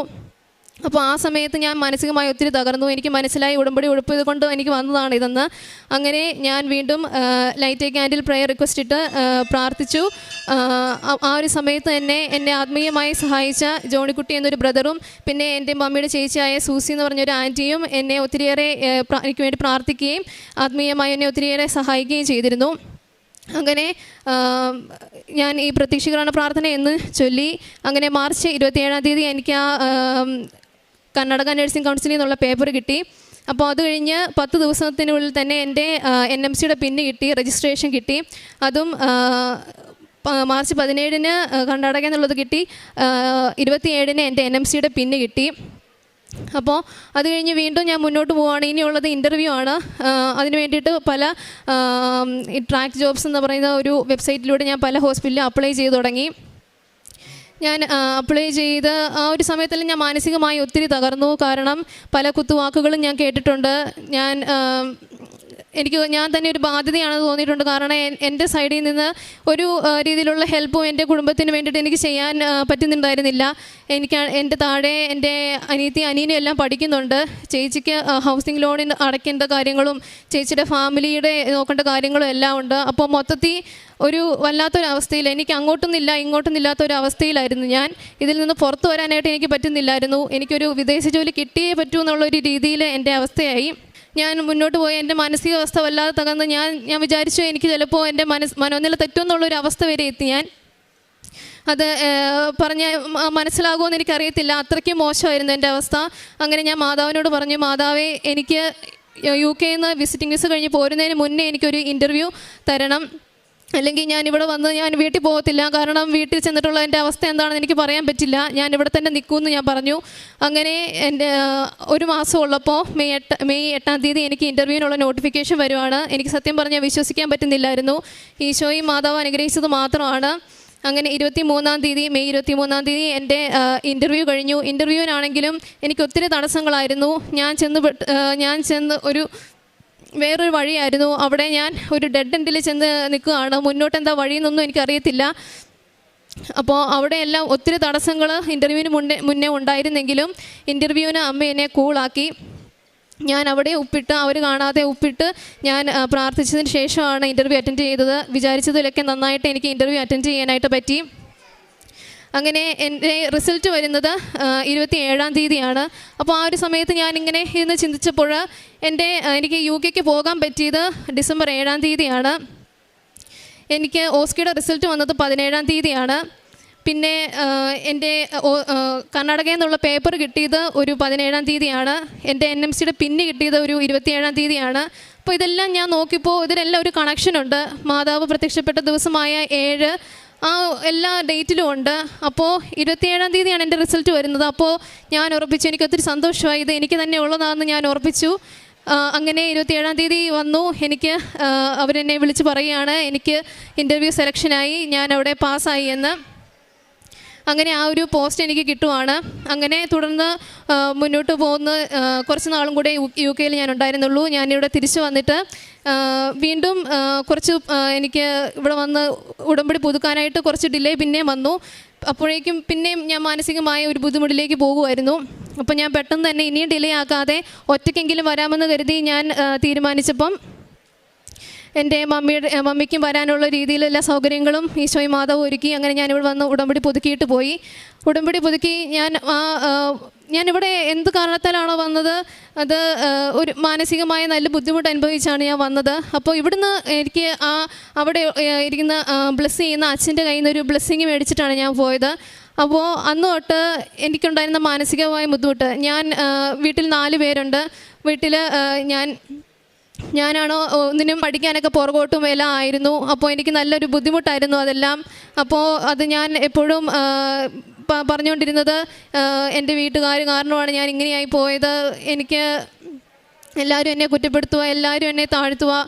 അപ്പോൾ ഞാൻ വല്ലാതെ ബുദ്ധിമുട്ടിയിരുന്നു. അപ്പോൾ ഇവിടെ വന്ന ആശീർവാദം കിട്ടി ഞാൻ പോയതിന് ശേഷം എനിക്ക് മനസ്സിലായി എൻ്റെ കാര്യങ്ങളുടെ റെസ്പോൺസിബിലിറ്റി എനിക്ക് തന്നെയാണുള്ളത്. അപ്പോൾ ഞാൻ കരഞ്ഞിട്ടോ മറ്റുള്ളവരെ കുറ്റപ്പെടുത്തിയിട്ടോ കാര്യമില്ല. ബഹുമാനപ്പെട്ട ജോസഫ് അച്ഛൻ പറയുന്നത് പോലെ എൻ്റെ ദാഹം കൂടുകയുള്ളൂ. അപ്പോൾ ഞാനത് മനസ്സിലാക്കി. എനിക്ക് എന്തോ ഒരു മാറ്റം എനിക്ക് സംഭവിച്ചു. അത് കൃപാസന അമ്മ മാതാവ് വഴിയാണ് സംഭവിച്ചത്. അങ്ങനെ മുന്നോട്ട് പോയി. എൻ്റെ ഓരോ പേപ്പേഴ്സൊക്കെ ചിലതൊക്കെ ഡിലേ ആകുന്നുണ്ടായിരുന്നു. പക്ഷേ മാതാവ് അതെല്ലാം കറക്റ്റ് 17/7 എന്നൊക്കെയുള്ള തീയതികളിൽ എനിക്ക് കറക്റ്റ് അത് കൊണ്ടുവന്ന് തരുന്നുണ്ടായിരുന്നു. എൻ്റെ COS വന്നത് ഡിലേ ആയെങ്കിലും അത് കറക്റ്റ് മാതാവ് കൊണ്ടുവന്ന് തന്നത് ജൂലൈ 7-ാം തീയതിയാണ്. എൻ്റെ വിസ അപ്ലൈ ചെയ്തത് ഞാൻ ഓഗസ്റ്റ് 4-ാം തീയതിയാണ്. അപ്പോൾ അതിൻ്റെ അകത്തും പാസ്പോർട്ടിൻ്റെ അകത്ത് ഉപ്പിട്ട് പ്രാർത്ഥിച്ചു, വിസ ഓഫീസിൽ ഉപ്പിട്ട് പ്രാർത്ഥിച്ചു. അങ്ങനെ അപ്പോൾ എല്ലാവരും പറയുന്നുണ്ടായിരുന്നു വർക്ക് വിസയല്ലേ, പെട്ടെന്ന് കിട്ടും, ഒരു കുഴപ്പമില്ലാതെ കിട്ടും. അപ്പോൾ എനിക്ക് അങ്ങനെ അത് കേട്ടപ്പോൾ എനിക്ക് ഭയങ്കര ബുദ്ധിമുട്ടായി. കാരണം ഇതെനിക്ക് ഈശോയും മാതാവും തന്ന ജോലിയാണ്. അപ്പോൾ ഇവിടെ ഈശോ മഹത്വപ്പെടണമെങ്കിൽ മാതാവേ ഇത് എത്രയും പെട്ടെന്ന് എനിക്ക് തരണമെന്ന് ഞാൻ പ്രാർത്ഥിച്ചു. അങ്ങനെ ഞാൻ സ്റ്റാൻഡേർഡ് വിസയാണ് അപ്ലൈ ചെയ്തത്. 2 ആഴ്ചയെങ്കിലും എടുക്കും. ഞാൻ ഓഗസ്റ്റ് 4-ാം തീയതി അപ്ലൈ ചെയ്തത്. എനിക്ക് 7-ാം തീയതി വിസ തന്ന് മാതാവും ഈശോയും എന്നെ അനുഗ്രഹിച്ചു. അങ്ങനെ ഇതാണ് ഇനി ഞാൻ ഈ 29-ാം തീയതി വെള്ളിയാഴ്ച ഞാൻ UK നേഴ്സായിട്ട് വർക്ക് ചെയ്യാനായിട്ട് പോവുകയാണ്. ഈശോയ്ക്കും മാതാവിനും ഒത്തിരി നന്ദി. ഇനി എൻ്റെ ആത്മീയ ജീവിതത്തിൽ വന്ന മാറ്റങ്ങൾ എന്താണെന്ന് വെച്ചാൽ, ഞാൻ പ്രാർത്ഥിക്കുമെങ്കിലും കുഞ്ഞുനാൾ മുതൽ ഈശോയോട് എനിക്ക് ഒത്തിരി അടുപ്പമുണ്ട്, ഒത്തിരി സ്നേഹമാണ്. അപ്പം ഞാൻ വിചാരിച്ചിരുന്നത് ഇങ്ങനെ അങ്ങ് പോയാൽ മതി, കുഴപ്പമൊന്നുമില്ല, ഞാൻ നന്നായിട്ട് പോകുന്നതെന്നൊക്കെ വിചാരിച്ചുകൊണ്ടിരുന്നതാണ്. പക്ഷേ ഉടമ്പടി എടുത്തതിന് ശേഷമാണ് എനിക്ക് മനസ്സിലായത് എൻ്റെ പ്രാർത്ഥനാ ജീവിതത്തിൽ ഒത്തിരി കുറവുകളുണ്ട്, എനിക്കൊരു നല്ല സമർപ്പണമില്ല. അതെല്ലാം എനിക്ക് മനസ്സിലായത് ഉടമ്പടി വഴിയാണ്. എന്നെ സ്പർശിച്ച 2 വചനങ്ങൾ എന്താണെന്ന് വെച്ചാൽ, കർത്താവിൽ ആശ്രയിക്കുന്നവർ കഴുകന്മാരെ പോലെ ചിറകടിച്ചുയരും, അവർ ഓടിയാൽ വീഴുകയില്ല, നടന്നാൽ തളരുകയുമില്ല. ആ വചനം എന്നെ ഒത്തിരി സ്പർശിച്ചിട്ടുണ്ട്. അത് വളരെ സത്യമായ വചനമാണ് എൻ്റെ കാര്യത്തിൽ. പിന്നെ ഒരു വചനം, ആദ്യം അവിടുത്തെ രാജ്യവും അവിടുത്തെ നീതിയും അന്വേഷിക്കുക, ബാക്കിയെല്ലാം അതോടൊപ്പം നിങ്ങൾക്ക് നൽകപ്പെടും. അതും എൻ്റെ കാര്യത്തിൽ സത്യമാണ്. ഞാൻ എപ്പോഴെല്ലാം ദൈവത്തിന് കൂടുതൽ മുൻതൂക്കം കൊടുത്തിട്ടുണ്ടോ ബാക്കി എല്ലാ കാര്യങ്ങളും ദൈവം എനിക്ക് വേണ്ടി ചെയ്തു തന്നിട്ടുണ്ട്. പിന്നെ എൻ്റെ കാരുണ്യ പ്രവൃത്തികൾ ആദ്യമൊക്കെ എനിക്ക് പൈസ കുറവായത് കാരണം എൻ്റെ കയ്യിലുള്ളതുപോലെ എന്നെ കണ്ടുമുട്ടുന്നവർക്ക് ഞാൻ കൊടുക്കുമായിരുന്നു. പിന്നെ മധ്യസ്ഥ പ്രാർത്ഥന ചൊല്ലി ഞാൻ പ്രാർത്ഥിക്കുമായിരുന്നു. പിന്നീട് 2ാമത് ഉടമ്പടി പുതുക്കിയതിന് ശേഷം ഞാൻ ഒരു വൃദ്ധസദനത്തിൽ പോയി അവിടെ അമ്മമാരോട് സംസാരിക്കുകയും പിന്നെ ഒരു നേഴ്സ് ആയതുകൊണ്ട് കൂടുതൽ ശുശ്രൂഷ ചെയ്യാനായിരുന്നു എനിക്ക് താല്പര്യം. അതിന് എനിക്ക് സാധിച്ചു. അങ്ങനെ ഈശോയെ മഹത്വപ്പെടുത്തുവാൻ എനിക്ക് സാധിച്ചു. പിന്നെ പ്രേക്ഷിത പ്രവർത്തനം, ഞാൻ ആദ്യത്തെ ഉടമ്പടിയിൽ ഞാൻ പത്രം കൊണ്ടേ കൊടുത്തത് ജസ്റ്റ് വിശ്വാസപ്രമാണം ചൊല്ലി കൊടുക്കുന്നേ ഉണ്ടായിരുന്നുള്ളൂ. 2ാമത്തെ തവണ എനിക്ക് കിട്ടിയ അനുഭവങ്ങൾ പറഞ്ഞ് ഞാൻ അങ്ങനെ സാക്ഷ്യങ്ങൾ കേട്ടിട്ടുണ്ടായിരുന്നു. അങ്ങനെ പറഞ്ഞു കൊടുക്കാനായിട്ട് തുടങ്ങി. ഞാൻ പാലാ ടൗണിൽ ഓരോ കടകളിലും ഇറങ്ങി അങ്ങനെയാണ് കൊടുത്തിരുന്നത്. പിന്നെ ഓട്ടോ സ്റ്റാൻഡിലൊക്കെ ഞാൻ കൊടുത്തിട്ടുണ്ട്. ഇത്രയാണ് എനിക്ക് ലഭിച്ച അനുഗ്രഹങ്ങൾ. ഈശോയ്ക്കും മാതാവിനും ഒരുപാട് നന്ദി. ഈശോ ഇന്നും ജീവിക്കുന്നു. ഈശോയാണ് ഏകരക്ഷകൻ. യെശയ്യായുടെ പുസ്തകം 12-ാം അധ്യായം 3 മുതൽ 5 വരെ തിരുവചനങ്ങൾ.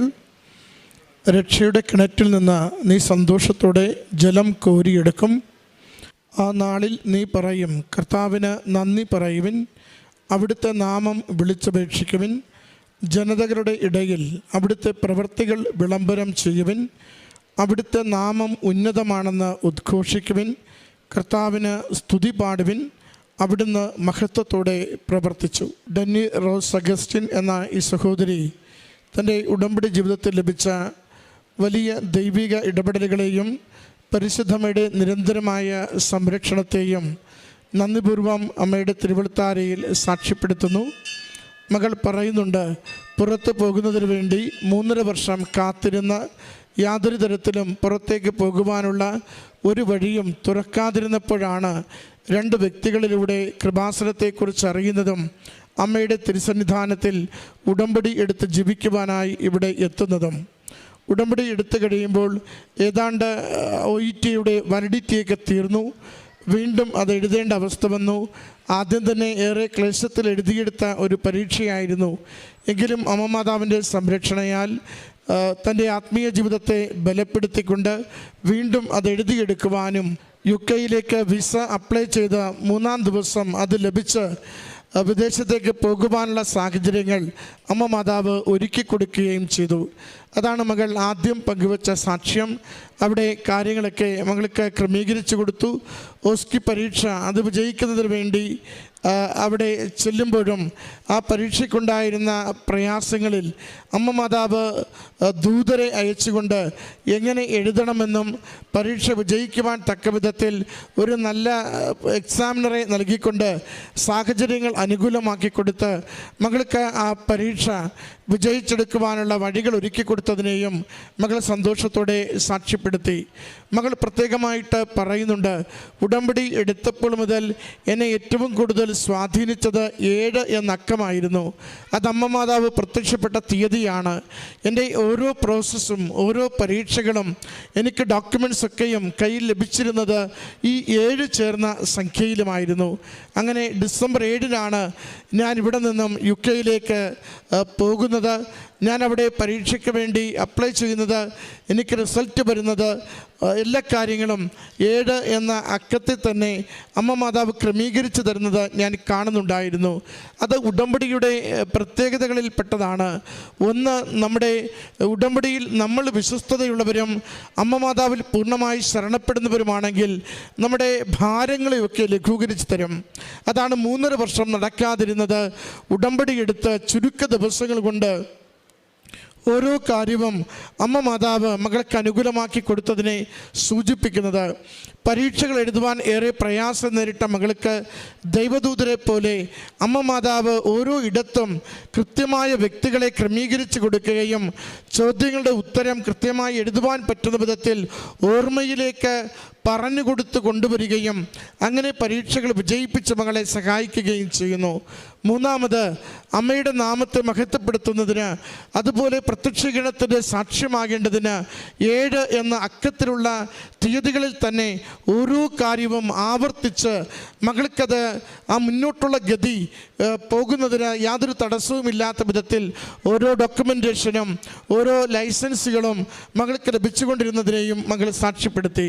പിന്നീട് വീണ്ടും വർക്ക് വിസയ്ക്ക് വേണ്ടി പരിശ്രമിച്ച നാളുകളിലും മകൾ പറയുന്നുണ്ട്, ഇടയ്ക്ക് ഒരല്പമൊന്ന് ഉടമ്പടി ഉഴപ്പിയപ്പോൾ എൻ്റെ ആത്മീയ ജീവിതം ഒന്ന് മന്ദീഭവിച്ചപ്പോൾ അതനുസരിച്ച് എൻ്റെ അവിടെയുള്ള ഈ ജീവിതത്തിലും ക്ലേശങ്ങൾ വന്ന് ഭവിച്ചുവെന്ന ഉടമ്പടി എടുക്കുന്ന നമുക്കുണ്ടാവേണ്ട ഏറ്റവും പ്രധാനപ്പെട്ട ഒരു ഉത്തരവാദിത്തമാണ് നമ്മൾ അമ്മ മാതാവിലൂടെ ഈശോയോട് കറയറ്റൊരു ബന്ധത്തിൻ്റെ നിലനിൽപ്പിന് വേണ്ടിയാണ് ഉടമ്പടി എടുക്കുന്നത്. ദൈവത്തെ സ്നേഹിക്കുന്നതിന് വേണ്ടിയും വിശേഷബുദ്ധിയായി ജീവിക്കുന്നതിന് വേണ്ടിയുമാണ് നമ്മൾ ഓരോരുത്തരും ഉടമ്പടി എടുക്കുന്നത്. അത് അലസമായും അലക്ഷ്യമായും ജീവിക്കുവാനുള്ളതല്ല. അത് ഉത്തരവാദിത്വത്തോടും ദൈവസ്നേഹത്തോടും വിശ്വസ്തയോടും കൂടി ജീവിതത്തിൽ മുന്നോട്ട് കൊണ്ടുപോകുവാനുള്ളതാണ്. അതുകൊണ്ടാണ് എന്തെങ്കിലും നന്മകൾ കിട്ടിക്കഴിയുമ്പോൾ എൻ്റെ ദൈവത്തോടുള്ള ബന്ധത്തെ ഞാൻ ഉപേക്ഷിക്കുകയും എൻ്റെ കഴിവ് കൊണ്ട് എൻ്റെ പരിശ്രമം കൊണ്ട് കിട്ടിയെന്ന് കരുതി ജീവിച്ചു തുടങ്ങുമ്പോൾ അതിലേറെ ക്ലേശങ്ങളിലേക്ക് നമ്മൾ പലപ്പോഴും വന്നു വീഴുന്നത്. ദൈവത്തിൽ നിന്ന് കിട്ടുന്ന ഏതൊരു അനുഗ്രഹത്തെയും ദൈവനാമത്തെ മഹത്വപ്പെടുത്തി പങ്കുവയ്ക്കുവാൻ നമുക്ക് ഓരോരുത്തർക്കും ഉത്തരവാദിത്വമുണ്ട്. ജോസഫ് അച്ഛൻ ഉടമ്പടി ധ്യാനത്തിൽ എപ്പോഴും നമ്മളോട് ആവർത്തിച്ച് പറയും, നിങ്ങളുടെ കഴിവ് കൊണ്ട് നേടാനാവുന്നതൊന്നും നിങ്ങൾ നിയോഗങ്ങളായി എഴുതരുത്. സാധ്യതയുള്ള ഒരു വിഷയവും നിങ്ങൾ നിങ്ങളുടെ നിയോഗങ്ങളായി ആ നിയോഗ പത്രത്തിൽ എഴുതി വയ്ക്കരുത്. അസാധ്യമെന്ന് നിങ്ങൾക്ക് ഉറപ്പുള്ളത്, നേടാൻ പറ്റില്ലെന്ന് നിങ്ങൾ കരുതുന്നത്, ഏറെ നാളായി പരിശ്രമിച്ച് നിരന്തരം പരാജയപ്പെട്ട് ഇനിയൊരു വഴിയില്ല എന്നുറപ്പുള്ളത് മാത്രമേ ഉടമ്പടി നിയോഗത്തിൽ എഴുതാവൂ. കാരണം ദൈവം അനുഗ്രഹിക്കുന്നതിനെ യുക്തി കൊണ്ട് ചിന്തിച്ച് ദൈവത്തിന് അവമതിപ്പ് ഉണ്ടാക്കരുത്.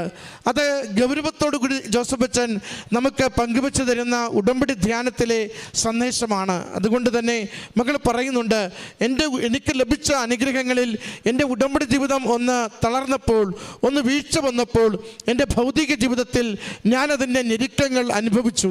വീണ്ടും അമ്മ മാതാവിൻ്റെ അരികിൽ വന്ന ഉടമ്പടി പുതുക്കി എൻ്റെ ജീവിതത്തെ കൂടുതൽ സന്തോഷത്തോടു വിശ്വാസത്തോടുകൂടി വിശ്വസ്തയോടുകൂടി ദൈവനാമത്തെ മഹത്വപ്പെടുത്തി മുന്നോട്ട് കൊണ്ടുപോയപ്പോൾ എനിക്ക് വീണ്ടും പുതിയ പുതിയ കാര്യങ്ങൾ അമ്മ മാതാവ് അനുവദിച്ചു നൽകി.